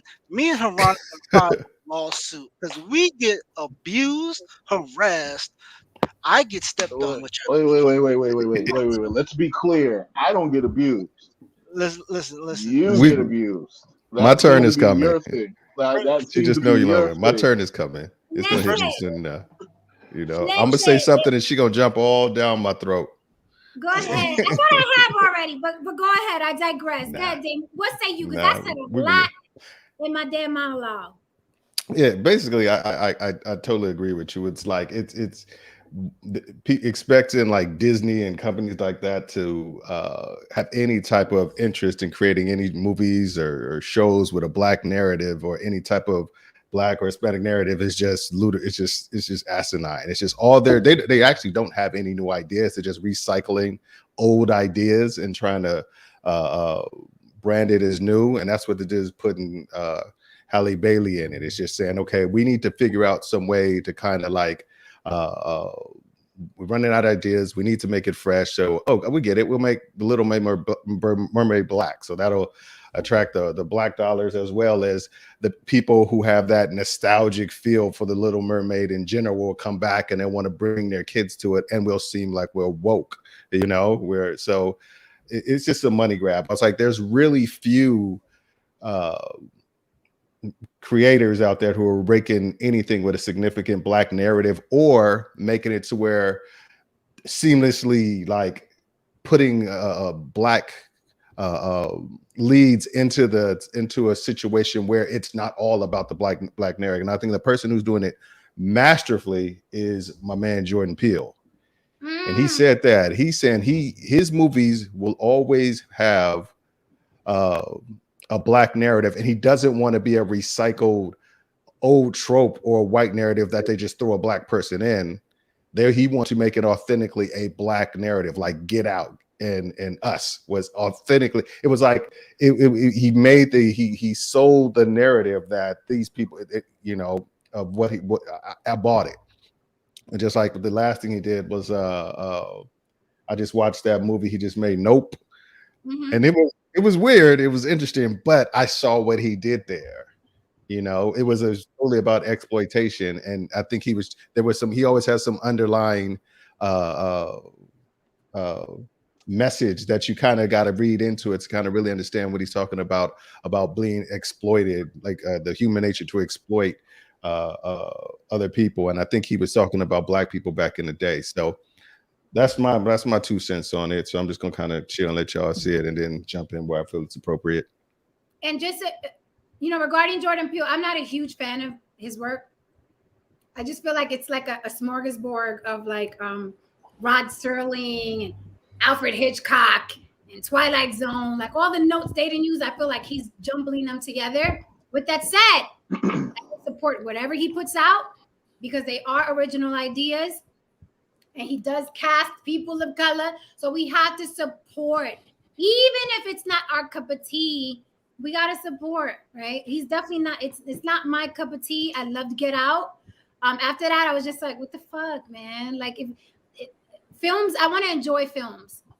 I don't want to, unless it's the Matrix, then let's think. Let's put on our thinking caps. Yeah. But if it's not the Matrix, I don't want to sit there doing a puzzle with what you thought the audience would think. I don't want to do it. I want to enjoy. I want to sit back and enjoy. So in general, I don't like those type of films, not just Jordan's, but in general, I don't like those films where I'm sitting there and I'm like, okay, wait, who's it? What does that mean? What subliminal is that? That's not, this isn't the Matrix. But doesn't he have to play the game in order to get the movie made? He has to make it to where you have to really dig to even see the subtext of it. Because if he just said, I'm gonna make a movie that's talking about black people getting exploited, you know, the theater, the movie studios have been like, I think we've been done that. So he has to kind of make it so under the surface that he has to play the game. He has to play the game in order to get there. Fair enough. I will concede because I know in my writing, I do a lot of subliminal jokes. So, fair enough. I digress.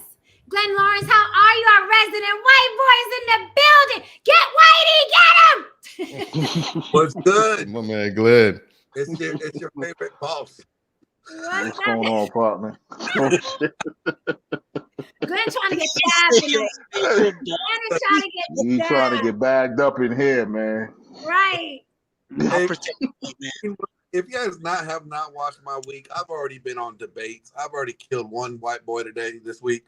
I have done enough. I've done my public service. What you got to say today, Glenn? Let's see. Like, first of all, I want to mention about the whole hip hop thing and saying like what Puerto Ricans are not involved in hip hop. Has nobody ever heard of NRE? Nori? Like Noriega? Like, are you serious? No, they don't. They made all the Puerto Ricans disappear from hip hop during this debate. We all vanished. Like, what ever like, homeboy, I came to party. Your girl was looking at me.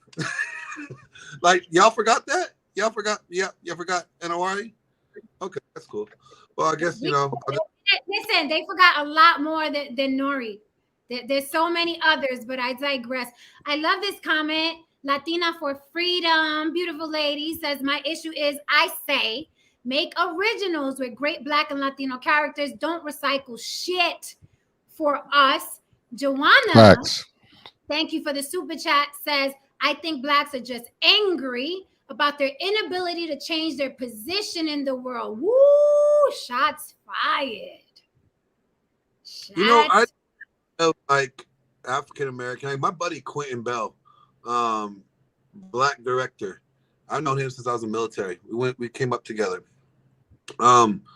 He does a lot of fucking work, and you know what? Nobody wants to like give him credit because he's not doing the stereotypical, you know, Black dramas. You know, it's not Boys in the Hood. It's not you know, like. You know, Get Rich or Die Trying. It's like he's not doing what 50 Cent's doing. He's not exploiting the struggles or the ignorance of it so much. He's talking about everyday common people and their struggles. He has a movie coming out called it's a horror film. It's really cool. It's called it's Malicious Mother Syndrome, right? But it's a horror about a woman that sells her soul to the devil so that her kids never see their father. And it's talking about, you know, from damn. but a lot what he sees in the community is like a lot of Black guys don't get to be the fathers they want to be because, you know, the court system. And he's using that as a platform to talk about, you know, this horror. It's a horror for a man that wants to be in their kid's life, but he's using like the whole horror theme to expose something a little deeper. And like people don't really want to get, you know, talk about stuff like that. No, they want the drugs.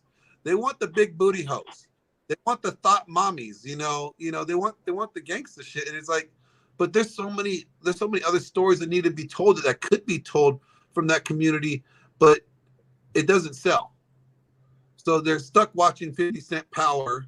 They're stuck watching, you know, all that kind of nonsense when it just doesn't do any good. But can we, Dame, going back to something that you said, and Glenn, I agree with you. You know, I do like, that's another thing I like about Jordan Peele, that it's not the bang bang ghetto films, although a lot of those are classics and we love those too. It's not that. So we have to support that even more. Black filmmakers, Latin filmmakers who are talking about science fiction, things like that. We have to support those. But Glenn, to your point, when you said, first of all, if you did not know, 50 Cent has 3, not 1, not 2, but 3. 50 Cent has 3 shows that are #1 viewed in Black households. 3. The top 3 shows watched in Black households are all by 50 Cent. So going back to your point, Glenn, are people stuck watching that? Or does the normal shit not sell and Black households don't want normal Black families? Because we could say, well, it's what the white man is putting out in the media and they own the media houses. But I know I don't watch what I don't like. So I'm not stuck watching the damn thing I don't want to see. So are these households stuck watching BMF and Power and all of that? Or is that what they want to see? Is that what they want to consume? Look, Tyler Perry came out with his own fucking network. All right. He had Medea. He had all the wholesome, uplifting shit that you could think of. And that people thought that was funny until 50 Cent came out and did his thing. And they're like, screw Medea. We want drugs. Okay. We want big booty hoes.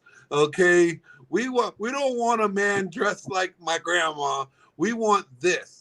And so it goes to show you it's not the networks, because you have somebody that created a network on his own to promote positive movies. And well, hold on.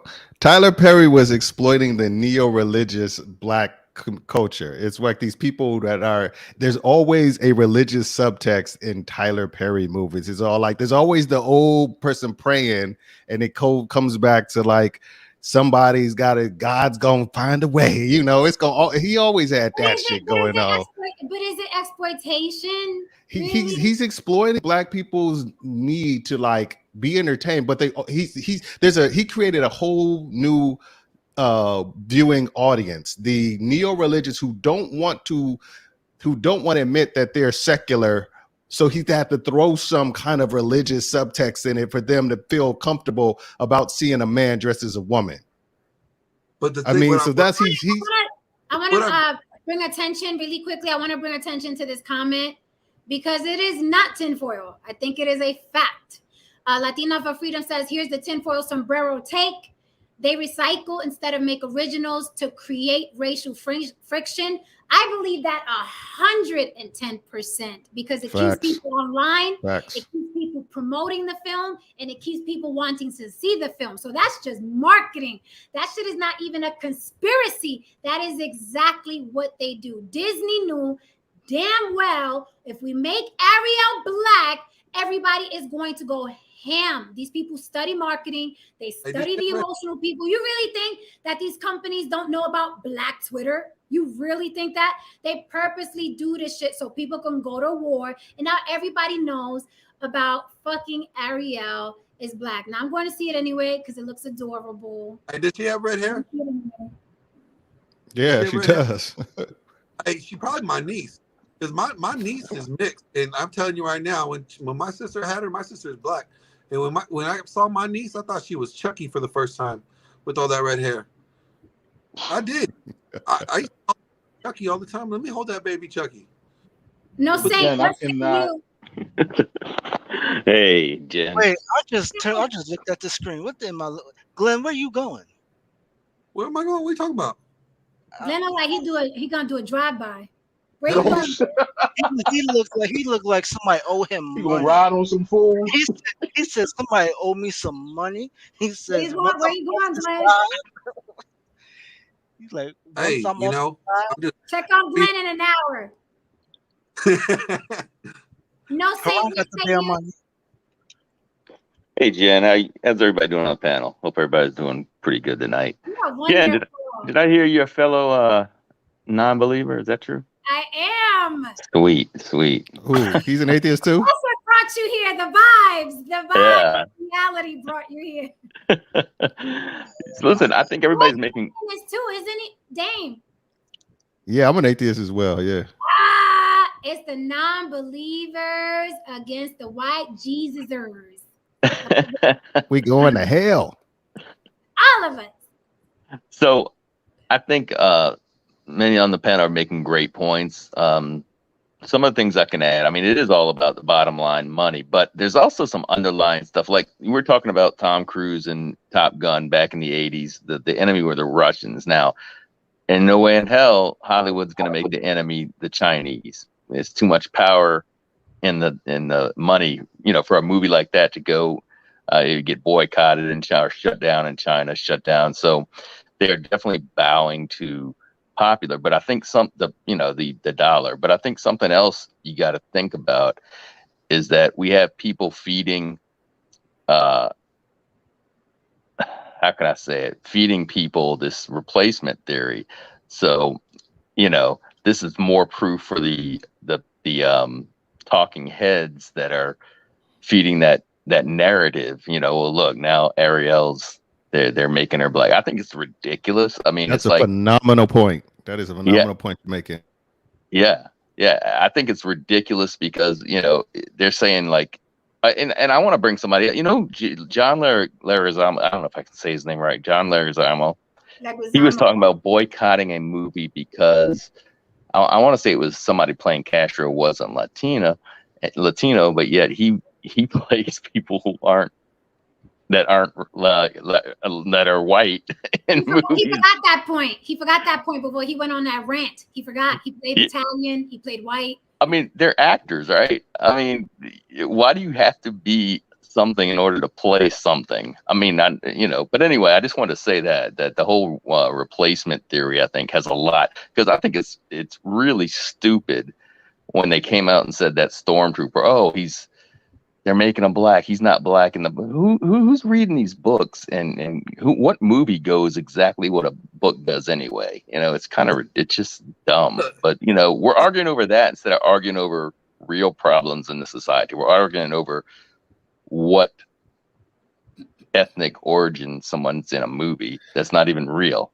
like a cartoon. I just want to say something to reply. I think the reason historically there's been this outrage about people playing people of ethnic people or people of color is because historically it was done in a caricature kind of form. Like you see like Breakfast at Tiffany's, Mickey Rooney playing the Asian guy. It's like, what are you doing? I understand that too. I understand that point. Yeah. Back in the day, it was done. The person was always like a real negative, very stereotypical kind of trope that was a negative image for that race. That's why people historically have a kind of a dislike of people playing somebody who's not but the thing is, I understand if it's like, if you're saying I'm a vampire, if you write a show, a vampire is sucking somebody's blood. It shouldn't care what color a fictional creature is, a vampire is. That should be a moot point. It doesn't matter. And then, and if historically in one movie he was white and in another movie he's black, then I think people are just being, like you said, people might have that whole bias because of the whole replacement theory. That's something I actually heard somebody talk about not too long ago in movies or what have you, because I forgot who they changed to. It was the whole Nick Fury being Samuel L. Jackson is when he's in the comic, he's a white guy. Now he's a black guy. Was that it was that whole replacement theory and we're trying wokeism and stuff like that people were all concerned about. But yeah, I think that's where it goes back to, which is like, but if the person is a historical figure, like if they played Martin Luther King by a white dude, you'd have to have a problem with that. I mean, because I get it, but person. Then there's also this thing, let's be real now. Alexander Hamilton would not have been the same if he was played in that play by a white guy. That's true. So let me acknowledge this comment, and you guys are gonna get mad about the next two things I'm about to say, and it's okay. But I wholeheartedly acknowledge this comment. Cultural Politics 2.0 says Tyler Perry is actually extremely talented and is the definition of the American dream. He went from living in his car to creating films. Guys, let's stop. He's an American icon. I have to salute that comment. Whether you love or hate his films, what he did, okay, what he came behind all these comedians who've had decades in this business, who've had money over money over money, and came out of a car to do is fucking iconic. I don't care how you feel about Medea. This man was in a fucking car, and he surpassed the Eddie Murphys, the Chris Rocks, the Chappelles, and those are some of my favorite comics in the whole wide world. But what this man did in this country as a big black man, it's iconic. Whether he did it in a dress or not, it is fucking iconic. The man was in his car, okay, with bubble gum and band-aids, putting those plays together. From the plays he went to films, from the films he went to a network, from the network he went to studios. We have to learn how to fucking salute the rank, even if we don't like the man. I salute his vision. I salute the vision. I understand and salute hustle, achievement. I acknowledge him. Any accolade he gets as far as what he's done and how he's going to come, I'm all for that. What have you? I'm willing to bet if you go to the Tyler Perry Studios, 80% of the people that's working there is probably people of color. I know what he does in the community. I recognize that, you know. But it's one of those things. It's like, I'm just saying personally, I kind of just see what he did in order to get there, as far as like he had to create a new viewing group, like a group, in order to do it. And I just think, you know, I just don't like to see viewing group or brothers in dresses. Did he create the viewing group, or was the viewing group already there? Well, well, you're right. He didn't create it, but he did find a way to tap into it. But I think what it is, he created black women. It was just literally black women. I mean, yeah, it was black women dragging their black husbands and boyfriends to his movies that did it. I mean, well, let me just chime in real quick. First of all, I saw his entire story because I actually used to watch the plays. He tried originally to focus on making like just gospel plays, and that's what ended up making him go homeless and go broke. When he came up with the idea of Medea as a character and, you know, dressing up as Medea and putting that in there, that captured the gospel audience. So yeah, it's mostly black women, but there's a lot of black men in it too. And that's what took off because that was automatically marketed. You know, that got everybody's pretty much attention because it was funny for one and it was fresh and new and all that. The issue that I see is, you know, there's a lot of institutionalized homophobia and transphobia. And a lot of people go after him for that and they won't recognize his accomplishments. What he did, just as, you know, Glenn was pointing out, he serviced a group that was already there as consumers, but he found a way to get them to come to, you know, to pay for his product. So they were already there. It's just that it's just like Kirk Franklin. Kirk Franklin was servicing a product to the gospel audience that wanted to move on to more hip-hop-ish music, for the most part, more secular music. So yeah, but in order to get rich in this country, all you got to do is figure out a way to service a need that's not being met. That's it. Hey, Joanna, I need to give you that $5 back. Hey, I'm gonna put a super chat in there. You need to give Joanna that $5 back for real. This is the dumbest shit that she ever said. This is the dumbest shit I ever heard her say. You probably gotta give her $10 because she also said Trump 2024. Well, she can do that all she wants, but this shit, she needs to get her that $5 back. Let me read it. Let me read it. That's some bullshit right there. Damn, what did she say? Hold up. Jen, don't read it. Don't read it. Jen, don't read it. Don't read it. Don't read it. Let her read it, please. Because I don't need her clipped up. Do not read that. Okay, look. Yeah, so it's a super chat. She got to. I respect the platform. Okay. What is that? I read it. What happened? What is that? No. You don't get to read it. Do not run into that burning building, Glenn. Wait a minute. First of all, Joanna, thank you for the super chat. Glenn, take it away. Read it. No, Jesus. Don't do it.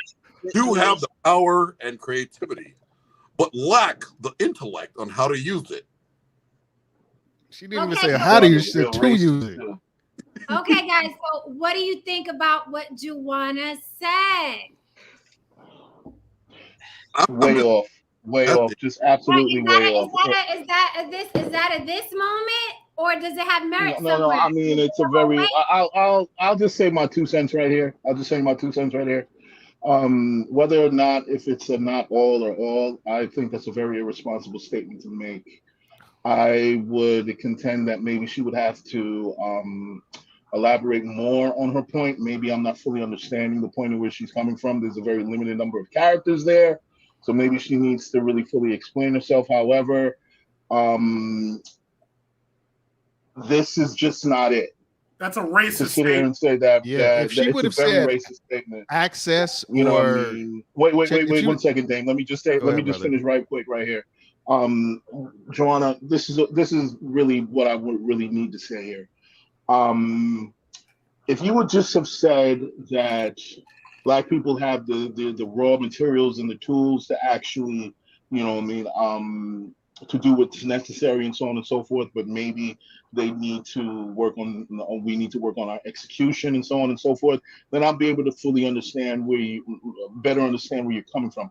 But to say that we lack the intellect to use it, you're discrediting, you're essentially discrediting the works of many Black intellects who have invented things, you know what I mean, useful, you know what I mean, products in our society, some of which the internet, you know what I mean, is one of them. You know, it's just a very, very irresponsible statement, you know, and I'll just leave it right there.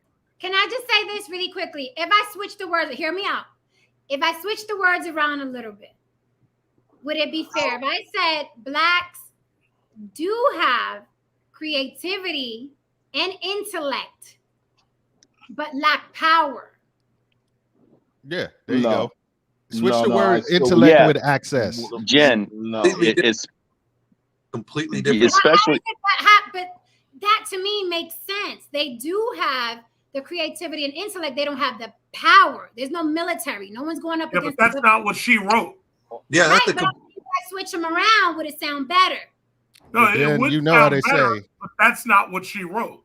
if my Yeah. aunt had will, she would bicycle. I mean, it's just, you can change it all you want. It is what it is. We got to What call they it say spade a is it spade. was a split. She says her statement is not racist since Black is not a race or a nationality. Okay, here's the problem. She's though. put Black in the first statement. Hold on. In this country, being Black or being white is basically checking a box that says, are you the oppressor or are you the oppressed? So race is a social construct, but in this country, it's very real. So the reality is, it's one thing to say it's not a nationality, but for the most part, Blacks in this country are a species because they have been completely cut off from their African roots and ancestry, and they've been grown and adapted, and they've been assimilated into this country and this environment and bred. So no, Blacks are a species in this country, okay? So all I'm saying is it's an irresponsible statement, but it's basically a racist statement. People trying to bring up those ridiculous IQ tests in order to say, oh yeah, well, they don't score well on IQ tests. Well, who made the test? Yeah, I took the IQ test. Freedom says, do you want to be starting something? To- Donald says, give her money back. Not true. And you know what, Jen? That's the reason why right there you have so many people in an uproar about these cartoons and about these movies. And that's the reason why they want to see these things fail. They got this saying, go woke, go broke. They want to see this stuff fail because they know that when these movies come out, their children are going to want to see them. And it's going to be very hard for them to tell their children, no, I'm not going to take you to the movie simply because of who's in the movie or what they look like. That's the reason why they're so upset to see a Black stormtrooper or to see a Hispanic Batgirl. That's why they're upset. Because they don't want their kids to see it. This is the second thing I got to say that I said, I'm going to say two things that's going to upset you. I really admire Tyler Perry. The second thing is, I don't want to see, here's the thing, right? The comic books.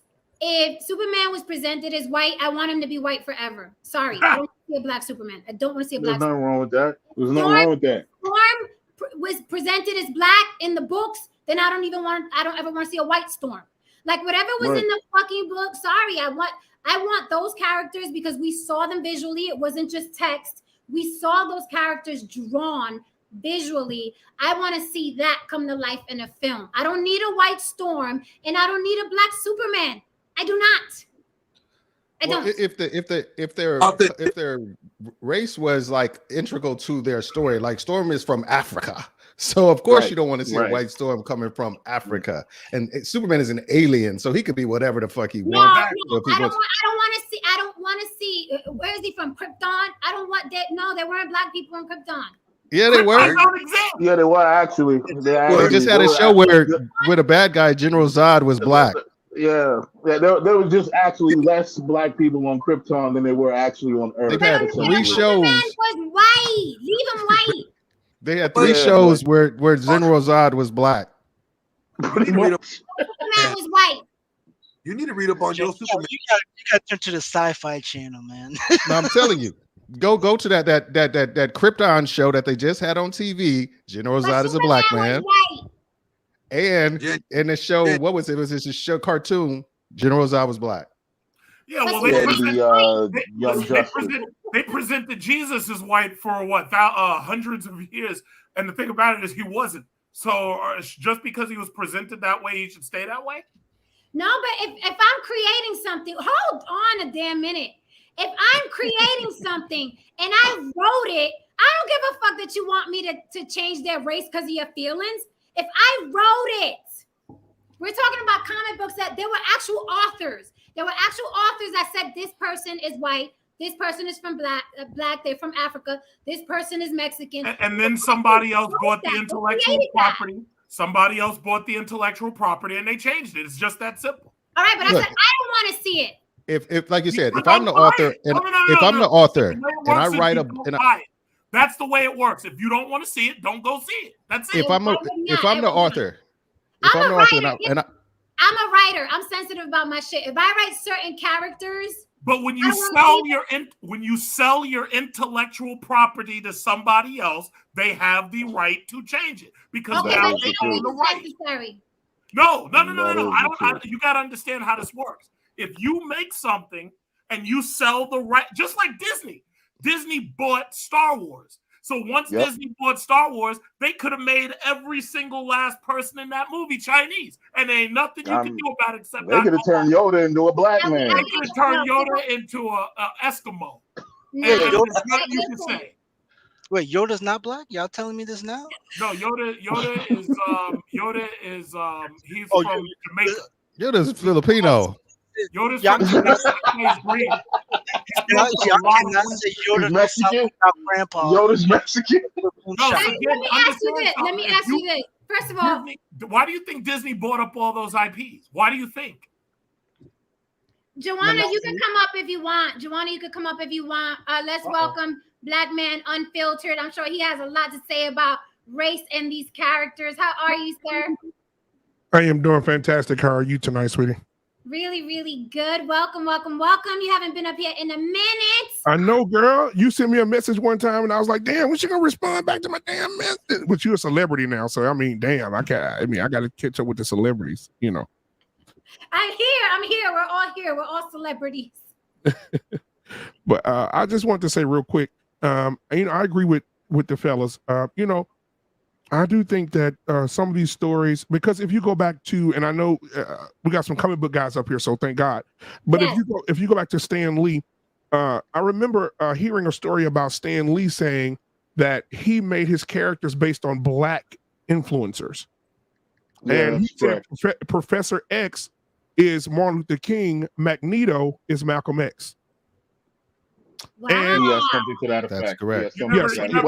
Well, here's the thing. Like Marvel, one of the reasons why Marvel was able to explode even back then was that DC kind of like their characters were like these gods attempting to live human lives, while Marvel, they took their spin where they had these regular people with the power of gods. So you have the X-Men, they were a little more like minorities. They were like black people. They were like Latinos. They were, so on and so forth.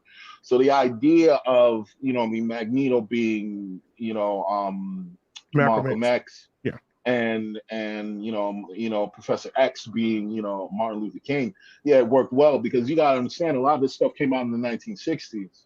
Right. So and you couldn't put black characters there. Right. exactly. And Right. they were putting out a lot. They when they put out, Black Panther out back then. I mean, this was a character who was like, he came from this space in Africa that essentially wasn't colonized. That was that was highly advanced. This guy's worth billions of dollars. Essentially everything that, wasn't a caricature. Back then, a lot of black characters, they were caricatures back then.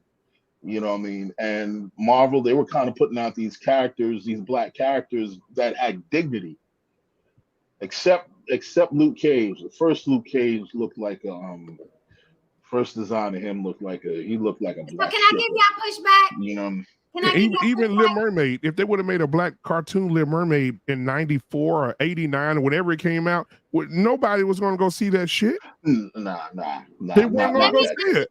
Hold on. Let me give y'all some pushback, por favor. Okay? I'm about to blaspheme. Sorry, guys. Stan Lee. That was poetic as fuck. Malcolm X, Martin Luther King, poetic as fuck. But obviously wasn't so important to him to make those characters black. So now in 2022, and let me finish. So now in 2022, the way we justify, turning Superman black is because way back when Stan Lee said, oh, well, I modeled Professor X after Malcolm X and Martin Luther King. I just didn't make them black, but I modeled them. And that's the justification that you're using for turning Superman or the Joker black today. It sounds well, they just turned Superman gay. Oh God! No, there's a gay Superman. There's a gay. His son. His son. So I mean, his son. That's his son. That was his son is gay. No, that's his son. His son is gay. Let's go, chaos. Let's go. It's not. Jen, the new Professor X might be black. Hold on to your hat on that one. Right. My thing is, back in the day, the reason I think he didn't do it is because he really wanted to get his work out there, and he knew if I put black faces on TV and make them and put them in power positions, white people are not about to watch this shit. Of course. But now in 2022, where every community is protected, he like, shit, let me free up some space and say what it is. Right? Just like right now. Without Wesley Snipes, there is no Marvel universe. If there's no Blade, if there's no Blade, there is no Iron Man. There is no Iron Man 2, 3, and all these other Marvel movies you see. Wesley Snipes saved the entire Marvel franchise, and he gets no recognition for it. He gets no recognition for it. But they're saying he might be in the new Blade, though. They're saying he might be in the new Blade. You are not going to disrespect Howard the Duck. Y'all are not going to. Oh, man. Anyway. Exactly. Let me ask y'all something. I'm going to put y'all in the hot seat. Right now. All of you. How many of you support Black Sands Studios, Black Sands Entertainment? What do they make? What is that? They were creating a black superhero show, I believe. So they had a comic book and a show. I remember, if that's what you're talking about. What do they make? You don't know them? No, I don't know. They have one that's in like ancient Egypt, isn't it? Ain't it like ancient Egypt? Black Sands Entertainment on Instagram. Yeah, it's like ancient Egypt. I heard about them. Never heard. Yeah. I know about those very well as well.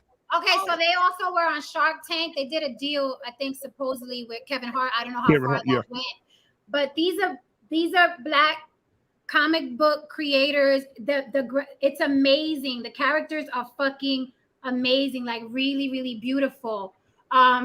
So along with y'all sucking Stan Lee, I think y'all should look this guy up. Wow. Look this guy up. Okay?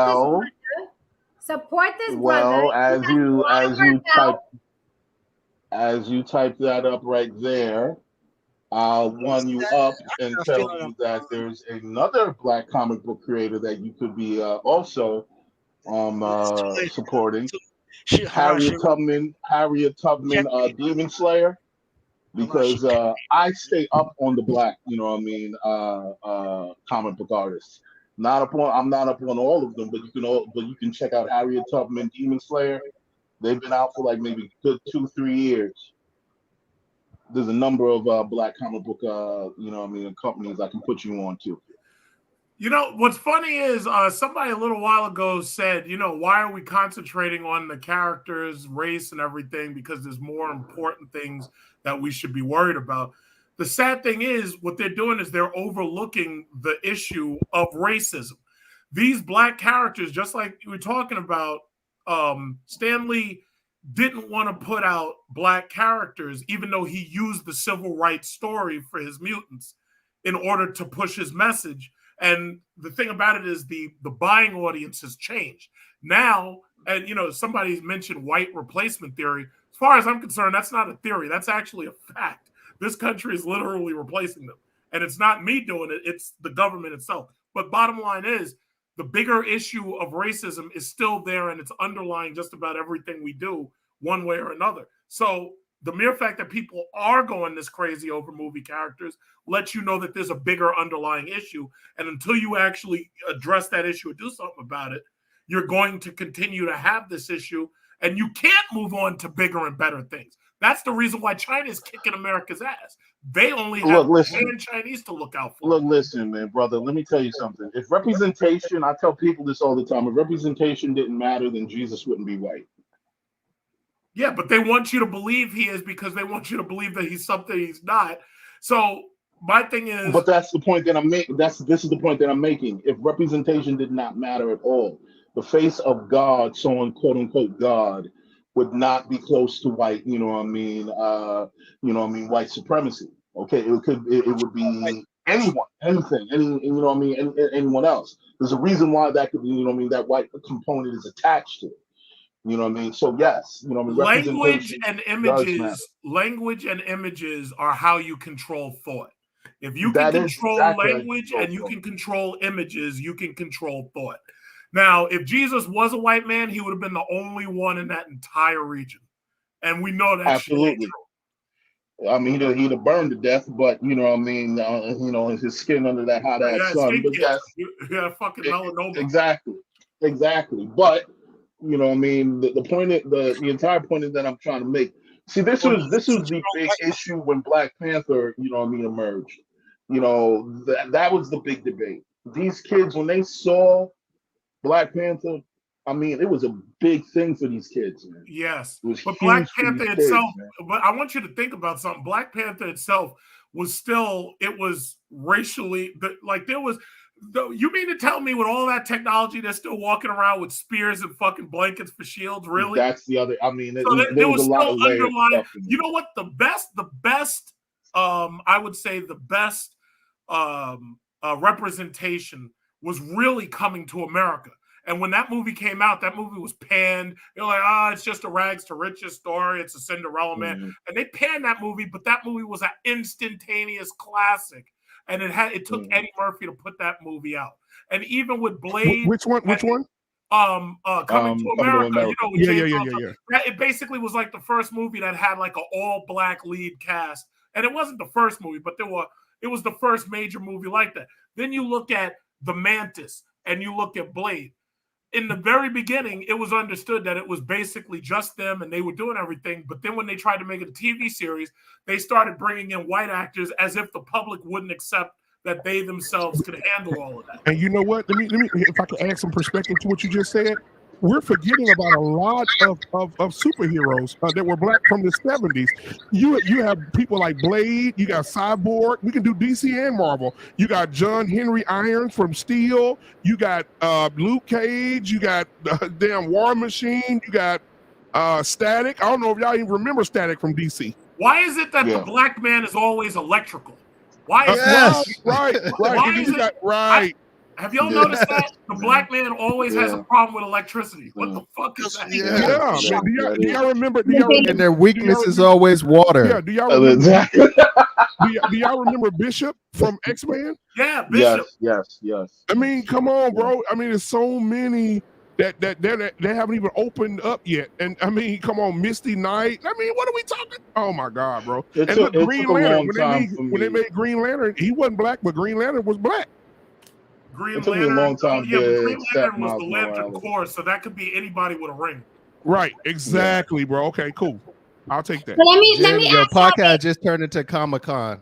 Right. It's like Sorry, let me bro. ask y'all this. It's important. Let me ask y'all this.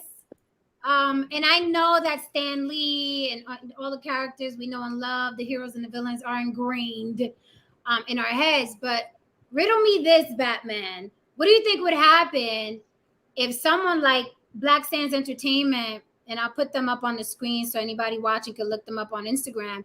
What do you think would happen to that company if they got as much support from us as like Stan Lee and them got DC and Marvel got? And this is a Black man. I think it would lessen us complaining, bitching, and moaning and crying about which character is Black this year and in this installment. That's what would fucking happen. Jen. It'll be Jen. great. It'll be great. I think it'll be great. Jen. But who's going? But where's the investors? What movie company can he sit down with right now? Exactly. And so I want to do an all-black superhero movie. Where's the exposure? Well, the people have to show up for that. Let me say something here. Where his investors are, they're all here in the stream. As an independent filmmaker, I don't gotta go to major studios. I got to go to my own people that believe in the dream in the film, and then when they put the money up, we make a movie. Okay, so you don't need to go to a studio to get it done. The people here bitching about it and complaining about it, saying that they need to be more of this, those are the investors. The $5, the $10, the $100 donations that goes into a project. That's the real investors. That's the grassroots. That's where the people actually make moves. Okay, he doesn't need to go to a studio. There's enough. No, you really do. You really do. No, but let me just say this real quick. In order to make the kind of return that they're looking for, you've got to release these movies in multiple countries, and that takes a lot of money, and that takes a lot of backing and a lot of advertising. Let me just say this. Hold on. Let me just finish that point. With this last Predator movie, Prey, right? This was the largest grossing Native American all-cast star movie ever, but they didn't release it in theaters, so it didn't make anywhere near as money as it could have made. So the problem is, yeah, you can release a product. I can make a movie right here on my iPhone and I can release it. The issue is, how do I get it to China, South America, and freaking? But that doesn't make sense. That doesn't make sense, really. It doesn't. This is why it doesn't make sense. Can I fucking talk on you? This is why it doesn't make sense. Because how are you going to tell an independent filmmaker or a comic book artist, well, you need to release in Asia and Japan? Tyler Perry started in his fucking car. He started in his car with people that supported him locally. How are you going to ask the guy that runs and which studio picked him up? Let me fucking finish, por Dios, big truck.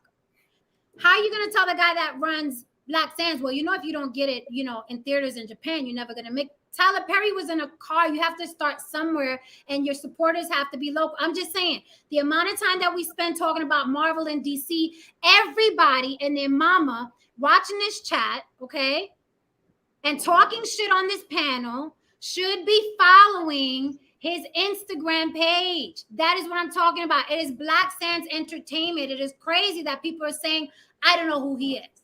That's my only point. Like, you can still love DC and Marvel. My only point is men like this who are doing it grassroots can get to Japan and Asia and Mexico if we support them. That's my point. We can't tell somebody who's just starting out, well, if you don't get it in Macy's, it's never going to sell. Fubu were selling T-shirts out of fucking the back of a trunk. And now they're $1 billion business with a network. That's what I'm saying. It doesn't make sense. You can't tell somebody starting out, well, if you don't get it in Japan, it's never going to work. That's what I mean. But listen, I hear what you're saying. Wait, man, I know this guy. No, hold on. I hear what you're saying, but you also have to remember, Tyler Perry's first movie that was actually released in theaters, that was released by Lionsgate. It cost him $19 million to make it, and it grossed over $50 million. That is correct. And how much did his first film cost? His first play? How much did it cost? Well, how much was the first? It cost him money out of his own pocket.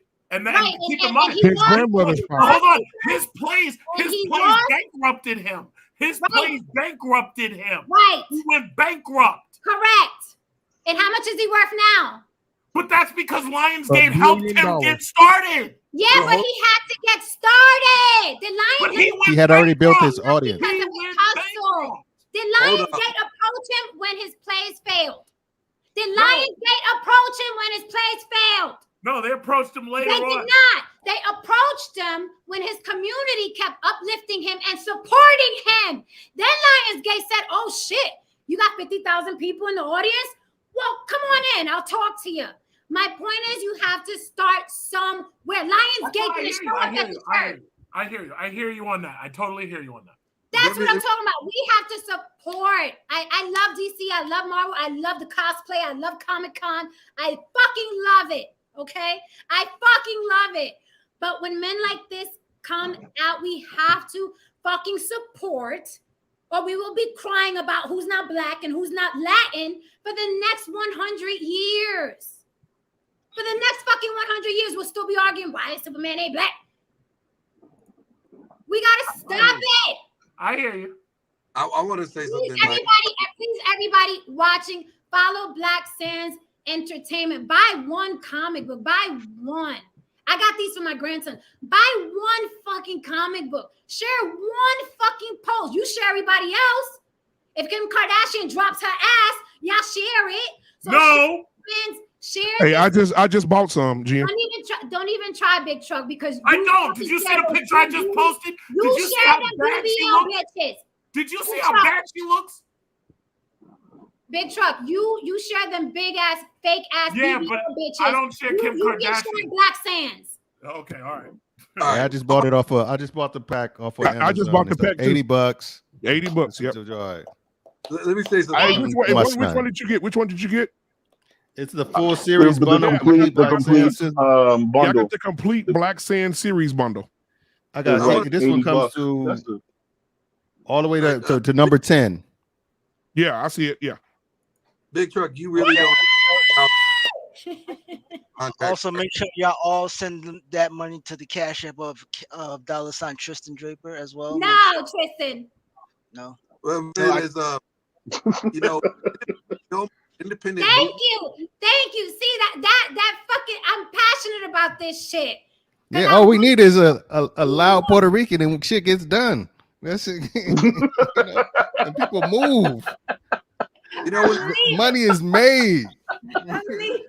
You know, studios are built. I mean, they're trying to do with AOC. Please share this, man, because I don't know if Kevin Hart is gonna do what he's supposed to do with him. That Shark Tank episode was a long fucking time ago. And when you follow his Instagram page, he talks a lot about the journey and what's happening next and the politics that he has to, overcome for this comic book series. And it's beautiful. It is beautifully drawn. It's beautifully written. It's beautiful. So please support it. Support it. Stan Lee don't need our help. Although we love Stan Lee, he don't need our fucking help. Stan Lee is dead. I know he's dead. But what I was gonna say is, like, Big Truck, you're off with the major studio thing. Like, Netflix has a great deal.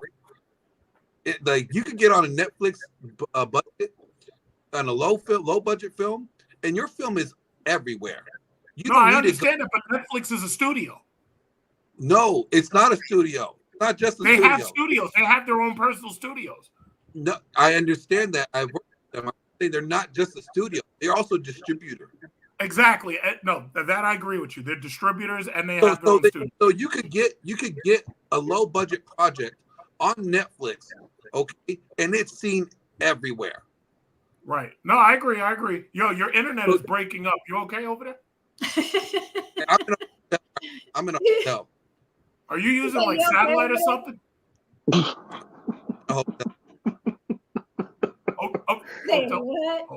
He's in a hotel, he said, I think.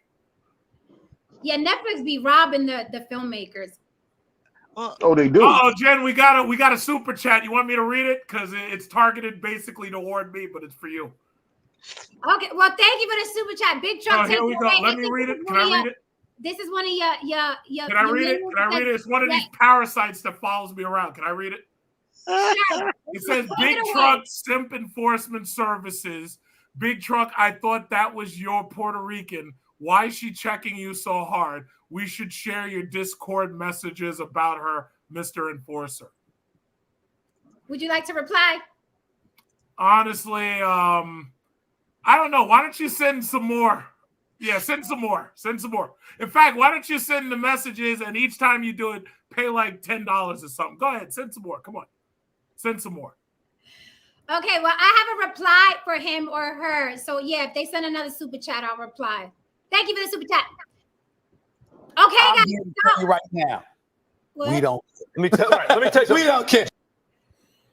See, Jen, when you got me around, I make people money. Tristan, play that again. I'm here to tell you right now. We don't care. Let me tell you something. We don't care.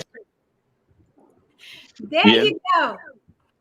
Jen, I'd like to clarify something that a big truck series service was saying. So I'd like to ask him a question, actually. What? I'd like to ask you a question. Yeah, sure. Are white people underrepresented in film? Are white people underrepresented? Yes. Absolutely not. Okay. So that was my point when I said, why are we worrying? I'm a white guy. Why are we worrying about things when we have other things to worry about than what color the Little Mermaid is? That's what I meant when I said that. I wasn't saying from your point of view. I was saying the people that are getting up in arms with the replacement theory and all that garbage. No, call it replacement fact. It's a fact. No, that could be a debate. That's debatable, but okay. What makes it a fact? I'm curious. What makes it a fact? Take a look at the last census. Out of all of the groups in America, whites are the only one that actually showed a decline. Blacks only moved ahead a small amount, but it was actually Hispanics and Asians that made the most notable gains. So when they're talking about replacement theory, no, it's not a theory. At that point, it becomes a fact. Joanna says, I disagree, but okay. Why do blacks complain so much about movie representation? Oh Lord, I had so many debates with this woman. I'm my gaslight on in my life. I can't even fucking talk to her right now. I don't even have the energy. God damn. Man, it sounds like a frustrated pastor right now. Like, what did you do to this man, Joanna? She probably don't even watch movies, and that's what I'm saying. We be talking about shit. She probably don't even watch movies. And damn, you want some variety. You don't want to watch all the movies, and every damn movie got Bruce Willis in it. They didn't wore his ass out. Bruce Willis got a damn movie coming out on fucking Prime Video every 2 weeks to the point of him sick and Liam Neeson. And Liam Neeson. I'm so sick of Liam Neeson with an AARP card limping down the street, killing 28 men in a truck by himself. This shit is over. And the little white guy that does the martial arts. What's his name? Steven Seagal. No, you know my Jason Statham. Yes, Jason Statham. Yeah, Jason Statham. In real life, Jason is 5'3". He's not whooping no. Listen. Wait, did you see Wrath of Man? I did. That was a good movie. It was a good movie, but damn. I mean, you keep seeing the same fucking people over it. So yes, you need. They're about to do Gerard Butler like that. You do need. Yes, I'm sick of him too. RPG. Listen, my friend, RPG didn't hit already. Listen. Yo, when he saved the White House the first time, I said, "What kind of super white boy shit is this?" And how many hits? Dude, how many hits does the president have to have on him? God damn. I mean, man. The president, the vice president, the new president, the old president. They turned it into a franchise, though. They turned it into a franchise. Man, Morgan Freeman was the Morgan Freeman was the janitor. Now he the president. I don't know, Joanna. I don't know if it's the intellect. I think it's more a determinism issue. I don't think it's intellect. Is that? Yeah. She's a troll. She's trolling. Has to be a troll. She's a troll. You know what? I realized I was arguing and she got me like upset once, but I realized, dude, she's a troll. That's her thing. Central Park, sir. She's a great Disney movie. Exactly. She's here to create chaos. She's an agent of chaos, and that's what she here's to do. So I shall not partake. Okay. Fair enough. And you know what? I'll say this as well, because I want to say something to what Jen said earlier. When we concentrate on, if we really, really sat down one day, and Jen, if you did this show, I promise you I would love to be a part of it.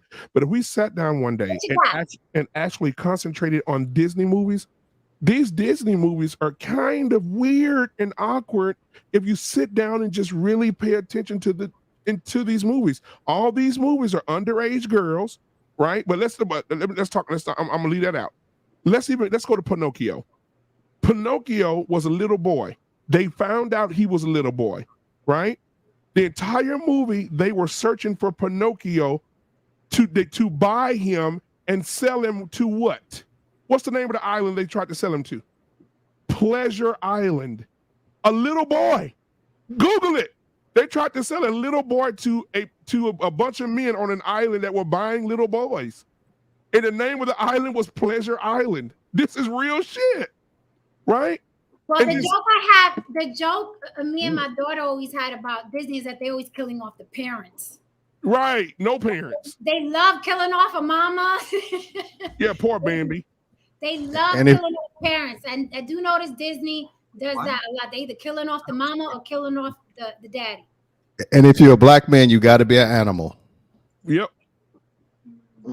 Let's go, y'all. I mean, when they had the princess, black princess, she was a fraud. And the dude turned into a fraud, didn't he? And I think he was like Middle Eastern. Yeah, these movies they're really. What do you think about? I somewhat agree with this. I definitely agree with doing the work because that's what I'm working on, creating my own content and lane. But what do you think about? There's no such thing as equality or inequality. There's only doing the work required. I don't know about that in this country, though. Right. No. There absolutely is inequality. Absolutely.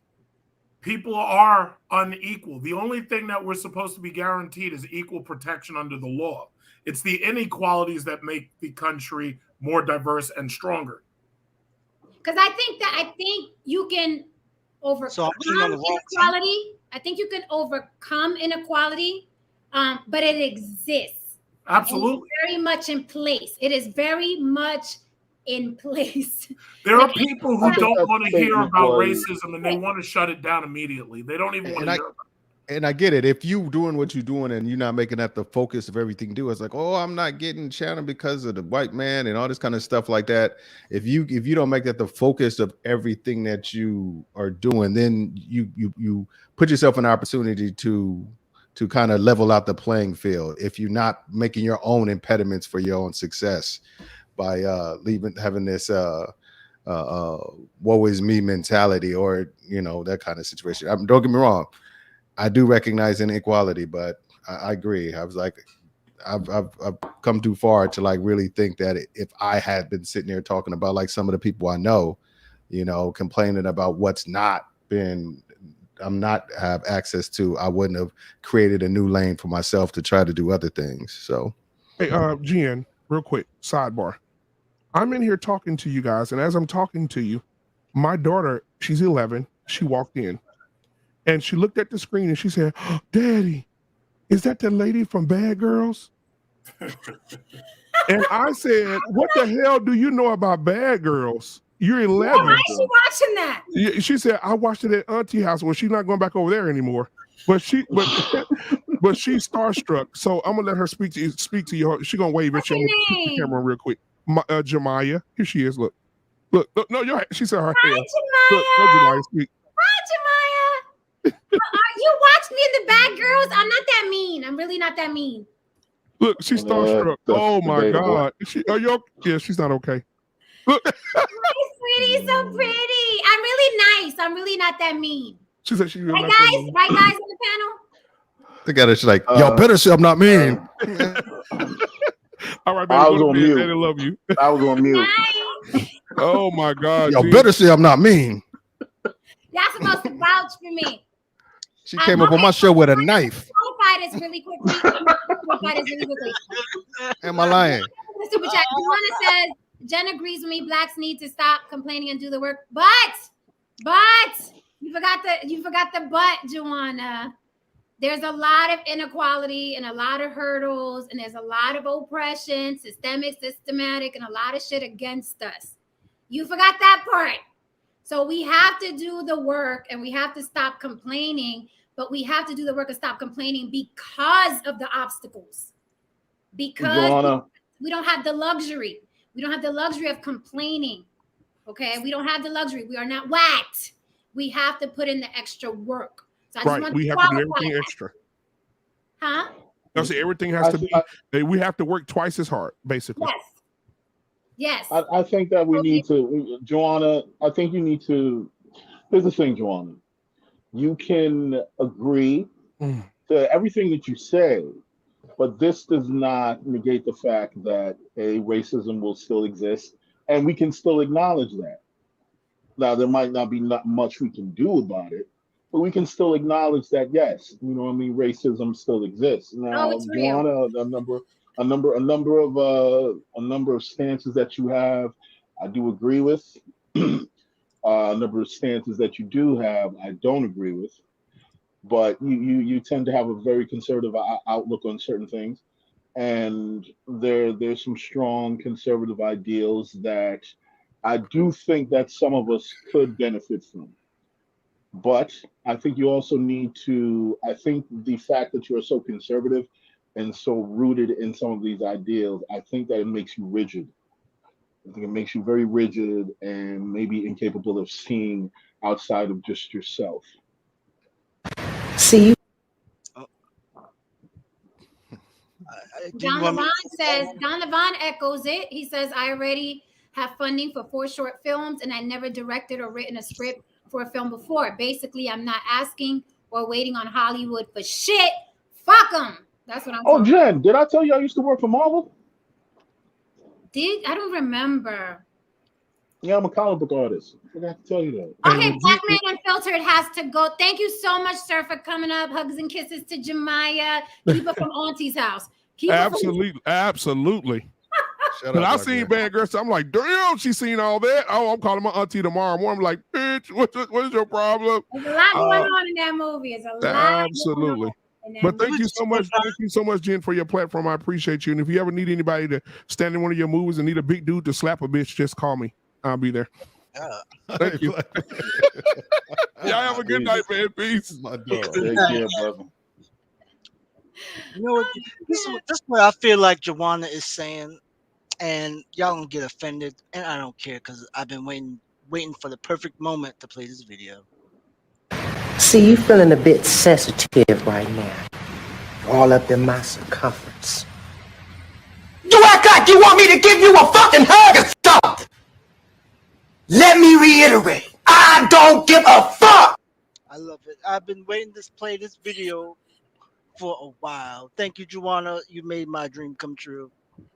Well, Joanna says you're correct. I don't even watch TV. I'm building a business, not complaining about what white people do. Listen, honestly, we may not agree with everything Joanna says. I don't.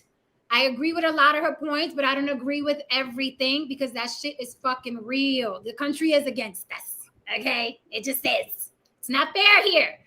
I agree with a lot of what she says, but we need the Joannas in the world because her point of view, whether we like it or not, is what's going to make her successful. And then we have another Black woman who's successful in this country. So we may not agree with everything, but it's going to make her successful. So we have to wish her luck and well and success, even though it's not our way of getting there. We are all different. I just fully acknowledge that our system is full of shit, and I put it in my work, and I do it subliminally, like Damien was talking about earlier, that Jordan Peele does.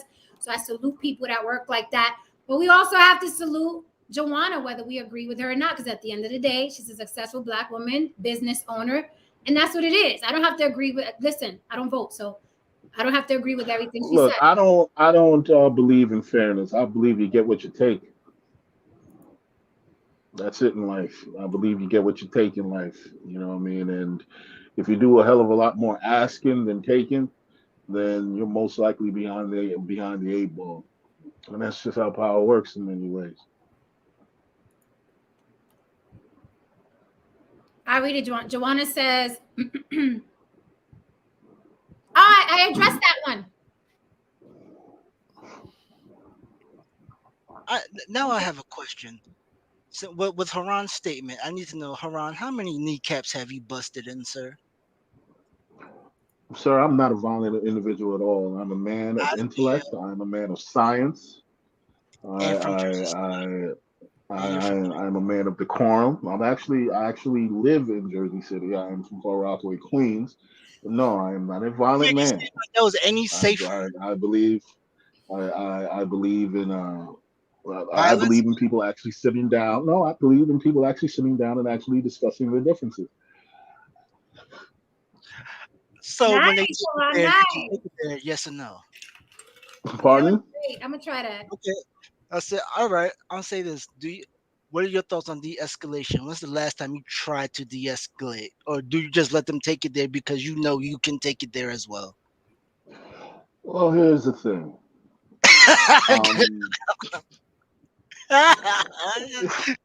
Gotcha. Here's the thing. I know He's what not you're referring escalating to. nothing. I know what you're referring to. And look, man, I did what I did because I had places to go. So hey, what I mean, sometimes the more efficient thing is to go in another direction, and then I'll leave it at that. So let's end on this before we get out of here, guys, because we're going on 3 hours and I gotta edit this shit later. I'm sure I gotta take out the music in the beginning. Two ends of the spectrum here. Latina for Freedom says, I'm politically on right, but my issue with conservatives is you can't tell black Democrats keep them poor to keep them voting and then say there's no oppression. And then Cultural Politics 2.0 says that's why voting is so important. I am a non-voter, just like I am a non-believer. I just don't do religion or politics. I say nay to both of them. That's probably another show for another day. Everybody always jumps on me like the same way when I say I don't believe in Jesus. When I say I don't believe in voting, I get the same exact response. You would think that you can interchange both of them. Like if you see people's response to me, you can insert Jesus or voting. It is the same exact response, which is very, very curious to me. And I'm talking about verbatim. How could you not believe? How dare you not do this? You have to partake in this. You will burn in hell if you don't partake in this. It is verbatim. Whether you tell someone you're not a believer of Jesus or you don't vote, it is the exact same response. I always found that fascinating. Okay. It gets deep. So what do you guys think about the voting thing and what Latina for Freedom said? You can't keep them poor, then tell them to keep them voting and then say there's no oppression. That makes sense to me. You're going to keep somebody poor, tell them to vote in their favor to make their lives better. But then in the same vein, you say, but there's no oppression. So which is it? I believe that Democrats are the enemy of blacks. And I believe that they consistently, put it this way, a lot of black people are naturally reactive. They're sensory in nature. And the Democrats have tuned into that. So I guess to some degree, they make them feel important. They make them feel as if their opinions and their perspectives and their humanity actually matters. While on the right, they're very stern and they're very rigid, and they're just, hey, this is what it is. This is player versus player, and pretty much fuck you. And plus, yes, there's a history of racism on the right and so on and so forth, or whatever, what have you. But I think that the Democrats, they basically ensure that blacks remain poor, impoverished, and live in a state of arrested development. I remember there was a white woman who, if I find this video, I'll send it to you. Yeah. There was a white woman who was being interviewed, and she wholeheartedly believed that most black people didn't have an ID. A what? An ID. She felt that most black people didn't have an ID. This was a leftist white woman. She was very clear on this. I believe that the person that was interviewing her took her to task on it, and he basically just was walking around town asking random black people, like, hey, do you have an ID? Do you have a driver's license? I was like, yeah, I have it right here. And he was like, yeah, everybody kept pulling it out. And she was certain that the average black person didn't even have an identification. That they just infantilized us. They just turned us into children. And way too many black people are cool with that. Way too many black people are cool with that. And they weaponize religion, they weaponize the church against us. And we are always on board with that. There's just so many layers attached to that. I mean, even blacks are essentially used in many ways to keep the property values of certain areas down, so that when it's time to actually gentrify and flip, these areas, white people can buy these areas for cheap. This is just a whole huge racket, that I can actually get into. But I won't, Yeah, because who are you? as you said, we're going on for 3 hours. EJR. Who are you talking about? Who's she? You're saying a lot of she this and she that. Who are you talking about? Specify. See, Joanna has great points, but it's always like half a great point, right? Like here she says, Tyler Perry did the work in spite of the so-called inequality. I think Tyler Perry did the work in spite of equality, not so-called inequality, because inequality exists. So Tyler Perry did the work in spite of inequality, not so-called, because it is real. It's very, very real. Also, why acknowledge racism if you can move around it? You have to acknowledge it so you can move around it. Did you see what I replied to her when she said that? If you have a minefield and stepping on a minefield costs you a leg or you blow up or some shit, what they do is they take little red flags and they put them where the mines are. So this way everybody knows that this is a minefield, and if you're not careful, you get your fucking leg blown off. That's the reason why people acknowledge that there's something going on that you can't easily see because it's being hidden from you. So, there you go, Joanna. There's your answer. Joanna, thank you for the super chat, Joanna. She says, thank you. I believe in the excellence in all people. Believe in yourself, not racism. And to tell you the truth, Jen, I actually prefer to know where the racists are. So do I. That's why I hate cancel culture. That's why I'm like, let these people speak. So we know. I'd like to know exactly where they are and exactly what they're saying, so I know to avoid them. Yes. That's why I hate cancel culture. Oh, this one said nigga today. Let them say it. Let them, so we know who's who. You shutting everybody up. Now we're going back to not knowing who the fuck is who. Put the red flags up, please. Yeah. What do you think, Dame, about the whole voting thing?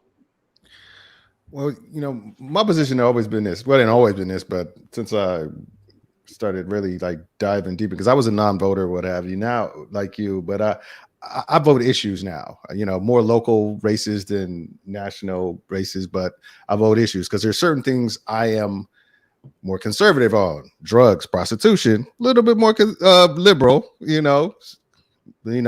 Crimes that have to do with kids, super conservative. I want the motherfuckers, under the jail, that kind of shit. So I vote issues that particularly pertain to me and what I think will help my family and my situation and the people around me that I care about, what's going to probably better them and like protect them. So, and I agree. Both parties have agendas. It's just one of the things. It's you can't escape it. I like to like talk shit too much to like not vote, so I feel like I gotta vote for something so I can talk shit. I'd be like, I mean, you can, don't get me wrong, you can talk shit and you can do whatever the fuck you want, but I feel like at least I put in the effort to try to change something to the better, to what I feel is to the better. Everybody's better is subjective to their position and their experience, but what I feel to the better, I was like, okay, this person, like, I'm a vote in for the first time in Texas for the governor's race for my man Beto O'Rourke. He's talking about he want to get rid of machine guns that are designed to be on the battlefield because those were used to shoot, 8-year-olds in the face a couple of months ago in Texas where I'm at. So I mean, I can rock with that. And he has other things. He's about legalizing marijuana.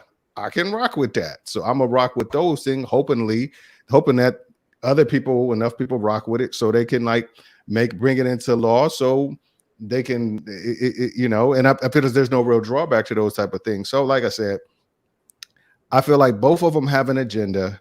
Both of them have historically kind of used the black vote. Originally, it was Republicans using the black vote to like keep Republicans in party, because the black people historically back in the day when when they first had the ability to vote, were voting in mass as Republicans for the most part, and then they switched over to Democrat. You know, and then so it's just one of those things where I'm like, you know, I vote on the issues. I don't vote on party lines, because whoever's talking, if they say what I'm talking, but I'm rocking what they're talking about, I'm gonna fuck with them. You know, it is what it is. That's my view on it. So Donovan says, I know where the racists are. They are everywhere, but I don't really care where they are. I just focus on where I am. You still need knowledge depending on what you want to do, in my opinion. Yep.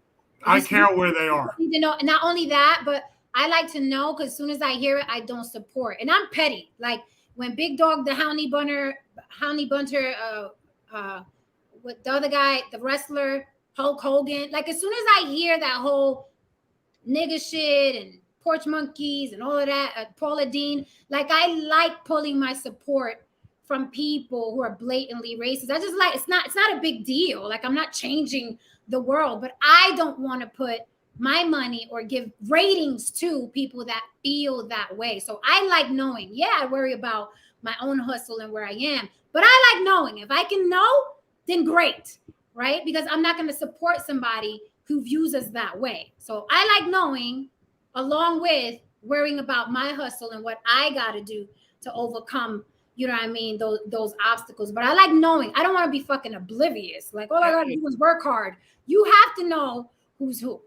Jen, let me just point out, I know you hate cancel culture, but it's also important to remember that one of the reasons why there is cancel culture is because these corporations want everybody's money.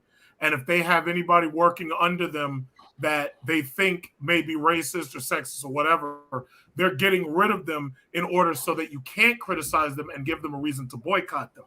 So just like I said, a lot of black people were saying that Disney was not representing blacks at all in their movies. Well, now they're going the exact opposite direction. And they're actually, it's not just blacks, but they're representing minorities, including blacks, who were not previously represented, because what they're trying to do is avoid cancel culture. So what you have instead of racism is you have them going in the complete opposite direction because they want to make sure that they can secure those funds. Right. Okay. So the problem is, as much as we hate cancel culture, the corporations are absolutely willing to invoke it at any time because they want to make sure that they can maximize their profit. The only thing I don't like is with anything else where there's power in it, it gets abused. People misuse it. It's like, really, that person lost their job because they said this thing. Like now It's getting a little ridiculous. It's like a runaway train. It's like the death penalty. Like, great if you actually are a pedophile. Not so great if somebody fucked up the DNA at the lab, right? Yeah, Right. I heard this thing about this woman that lost her job because she was singing a hip hop song and they said nigga and she said nigga, and then it became a big thing at the job because they were playing a song and I think they were playing the song was called Niggas in Paris. I mean, like, what you gonna do? Do you know how many times I've been parked next to or driving next to white girls in their car with their windows rolled up, and I can clearly hear Wu-Tang Clan coming through that window? And the last time I saw it, I was at a college campus, and I was watching her because I was like, "Gee, is she gonna start singing? And does she know the lyrics?" But I wouldn't try to cancel somebody, or like that's just ridiculous. Yeah. Side note, Wu-Tang has a huge white following, man, especially with these young kids, man. Would you believe the first time? Rosenberg, Tristan, Dude, the first time I heard the first time I had my hands Oh on my God. Dame, you know me here. The hell Don't is that? look at that. Is that you? Oh my God. Wait a minute, is that you? Oh, that's we a. almost got out of here. We almost got out of Is here. that you? Yeah, that's her. What? We almost got out of here without the fuckery. But Tristan, this is why you get abused in the DM, Tristan. What were you screaming while you're shooting in the movie? What were you screaming? Pendejo? Wait, what? Not today, cockroaches. Not today. Hey, wait a minute. Juana is asking a valid question. Juana is asking, why is Ron DeMarco not called a troll? He said what I said. Why are you guys not calling me a troll? Jen, what movie is that? The Bag Girls 2. It's on Amazon. The Bag Girls 2. Dang, that's not for you. It is now. I'm watching that as soon as I get off this Jesus podcast. Christ, they gave y'all 2 out of 5 stars. Listen, all I'm saying is, it's a hood movie. If you like big booty hoes, guns, and drugs, then it's for you. Juwan is asking the question. Why am I not called a troll? Oh no, that's only $1.99. We ain't gonna read that.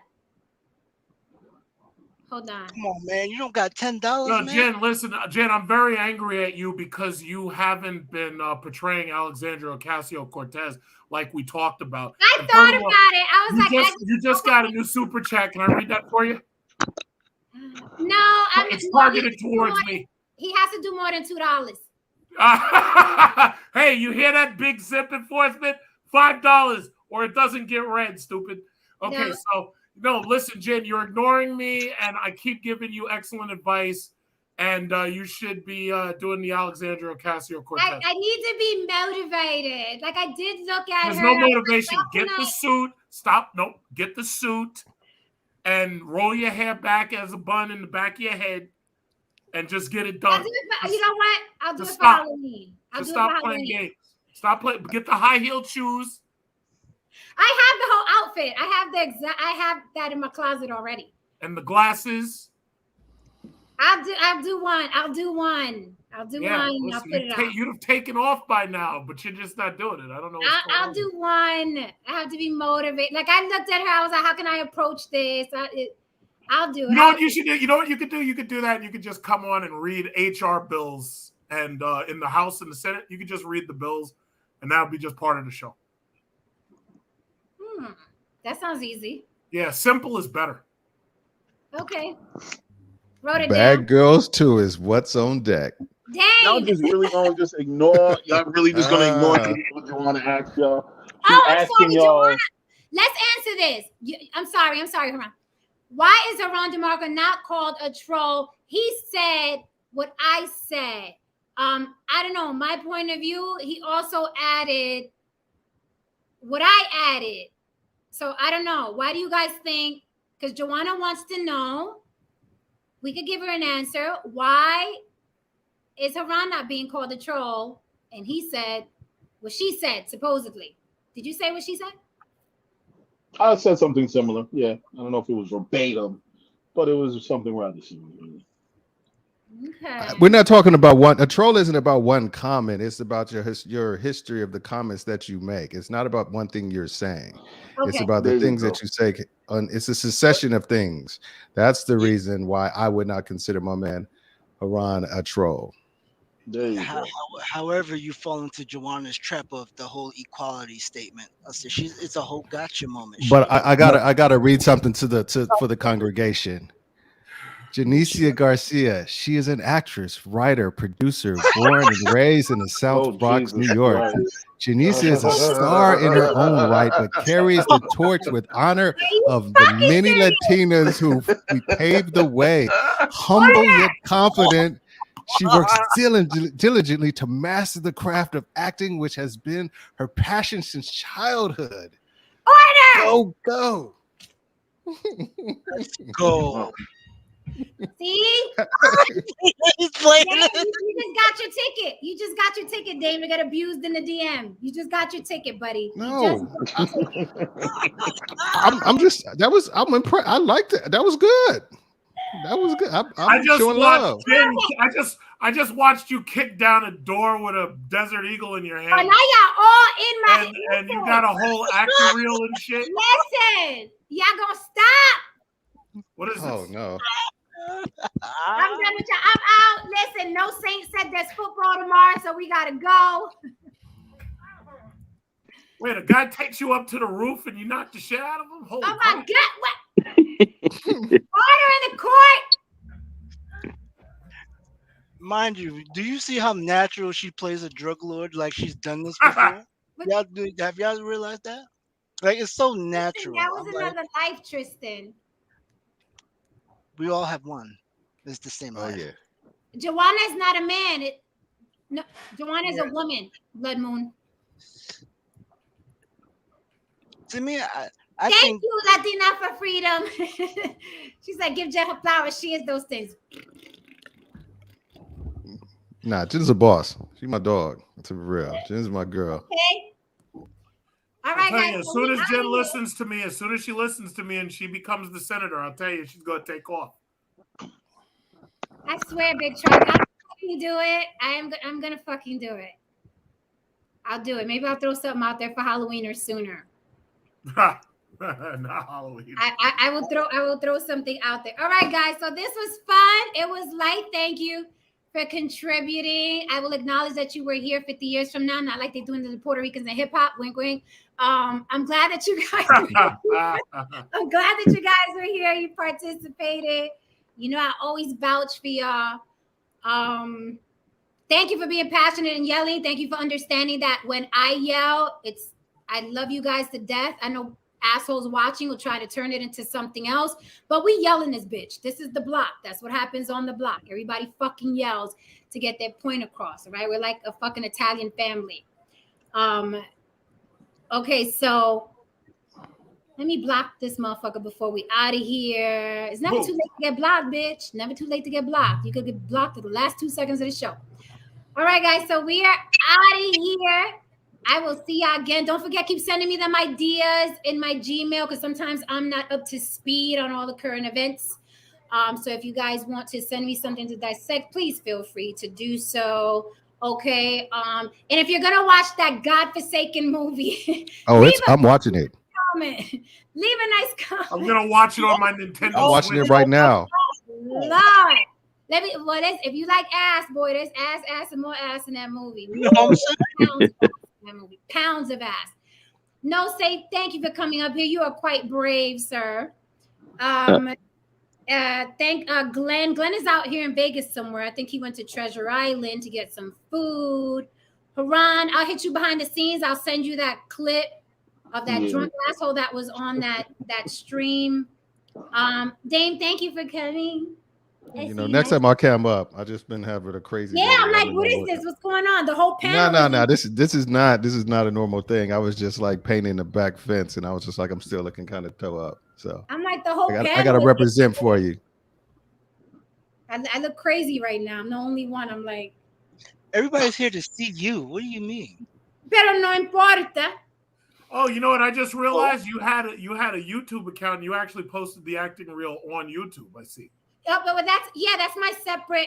That's like for acting stuff when someone asks me for a reel or like a clip or something. So it's separate. That is that reel. I'm telling you, right?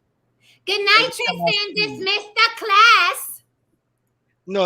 I have to get this off. Okay, right? When you see the reel, you can be like this. Jen was really about that. Like you're gonna see it. I'm like, Tristan, post the picture up when I'm shooting from the hot tub. Let me see if I can do it. I don't know how to blow up a picture on here. I gotta find it because I changed the photo. I don't know how to fucking blow it up. Is it like this? You have it. No, put it on the thing. My favorite part so far is that they robbing the bank and the security guard got a polo that says security. Spoiler alert. 2.5, right? Big Is it 2.5? 2.5 stars out of 5. Yeah, 2.5. So don't expect special effects. But that doesn't make sense because it wasn't 2.5 before. I think you got review rated. Yeah, you got what I got was paid. Okay, whatever happens after that is not my business. I'm here to support you. That's all. You still getting residuals? Say again? Still getting residuals? Hell no. No. No, sir. Tristan, put the picture. Wait, man. I'm gonna whistle the Jeopardy music for you.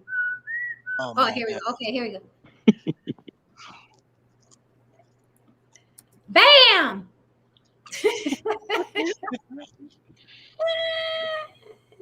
Yeah, working to use the AK. Okay. Working the gun and the abs, huh? Yes.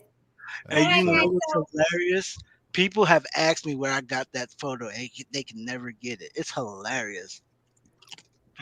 yeah, that's the last film I'm in. Let's see what happens moving forward next year. Yeah. All right, guys, dismiss the class. Thank you for rocking out with me so fucking late. I know it's late. Thank you for rocking with me, and I see y'all on the next one. Again, my hip hop panel is still going crazy over there. I got tired of responding to people. It's whatever. I'm already moved on to the But next. They can argue amongst themselves. you have to check certain comments, like I told you. I have to 'Cause what? You have to check certain comments. You have to check them. No, I do, and I delete, I block. I've been blocking all fucking week for 7 days. Just block, blockity, block. I know, but this is the boring stuff that you do not like. I know it's been a block party on that, and it was such a beautiful. What's sad is such a beautiful panel. You know what I mean? Everybody came together and spoke about what it was, and everybody moved on. But people like what I mean, problems and chaos, so they're gonna keep stoking the fire, and that's okay. We've all moved on, right? There are no souls on the internet. Right. All right, I'll help out Joanna. All right. Yeah. I'll give you a little boost, Joanna. You don't want to look back and know you could have done better. So everybody just put in the work. Ooh. And let's see what happens. Oh. Yeah, I heard that from Tristan. We are out of here. Let me blow that up for y'all. Oh, I want to see it one more time. There you go. Class dismissed. Let's go. I'm out of here. Good night, guys. Wiggle. Bye. Thank you. All right, guys, hit that like and subscribe on your way out the door, por favor. Thank you for joining me. I hope y'all had a good time. I told you it was going to be light tonight. I'd love to see, new faces up on the panel. I always drop the link. Ladies, I'd love to see you up here. The guys are always running up here, balls in hand. I'd like to see my ladies up here. You don't have to cam up. I'm making a rule. People don't have to cam up until I get maybe to 5,000 subs, just because it looks aesthetically more pleasing. If I want to do clips and send them to people, or put clips on the on my YouTube page, it just looks nice to see faces. Okay, you don't have to be bright light. You can wear a cap and a freaking trench coat, but it would be nice to see faces, especially my ladies. Have an amazing rest of the weekend. I hope you have a great Sunday. I know some of you guys are watching football tomorrow. Enjoy. And I will see you next time. Hit that like and subscribe. And thank you guys, moderators, for holding down the chat. We already know we get rid of the riffraff. Joanna, love you, lady. I will talk to you soon. And don't worry about Big Truck yelling. I yell. We all yell. We just yell. All right, guys. Good night. And I'm out.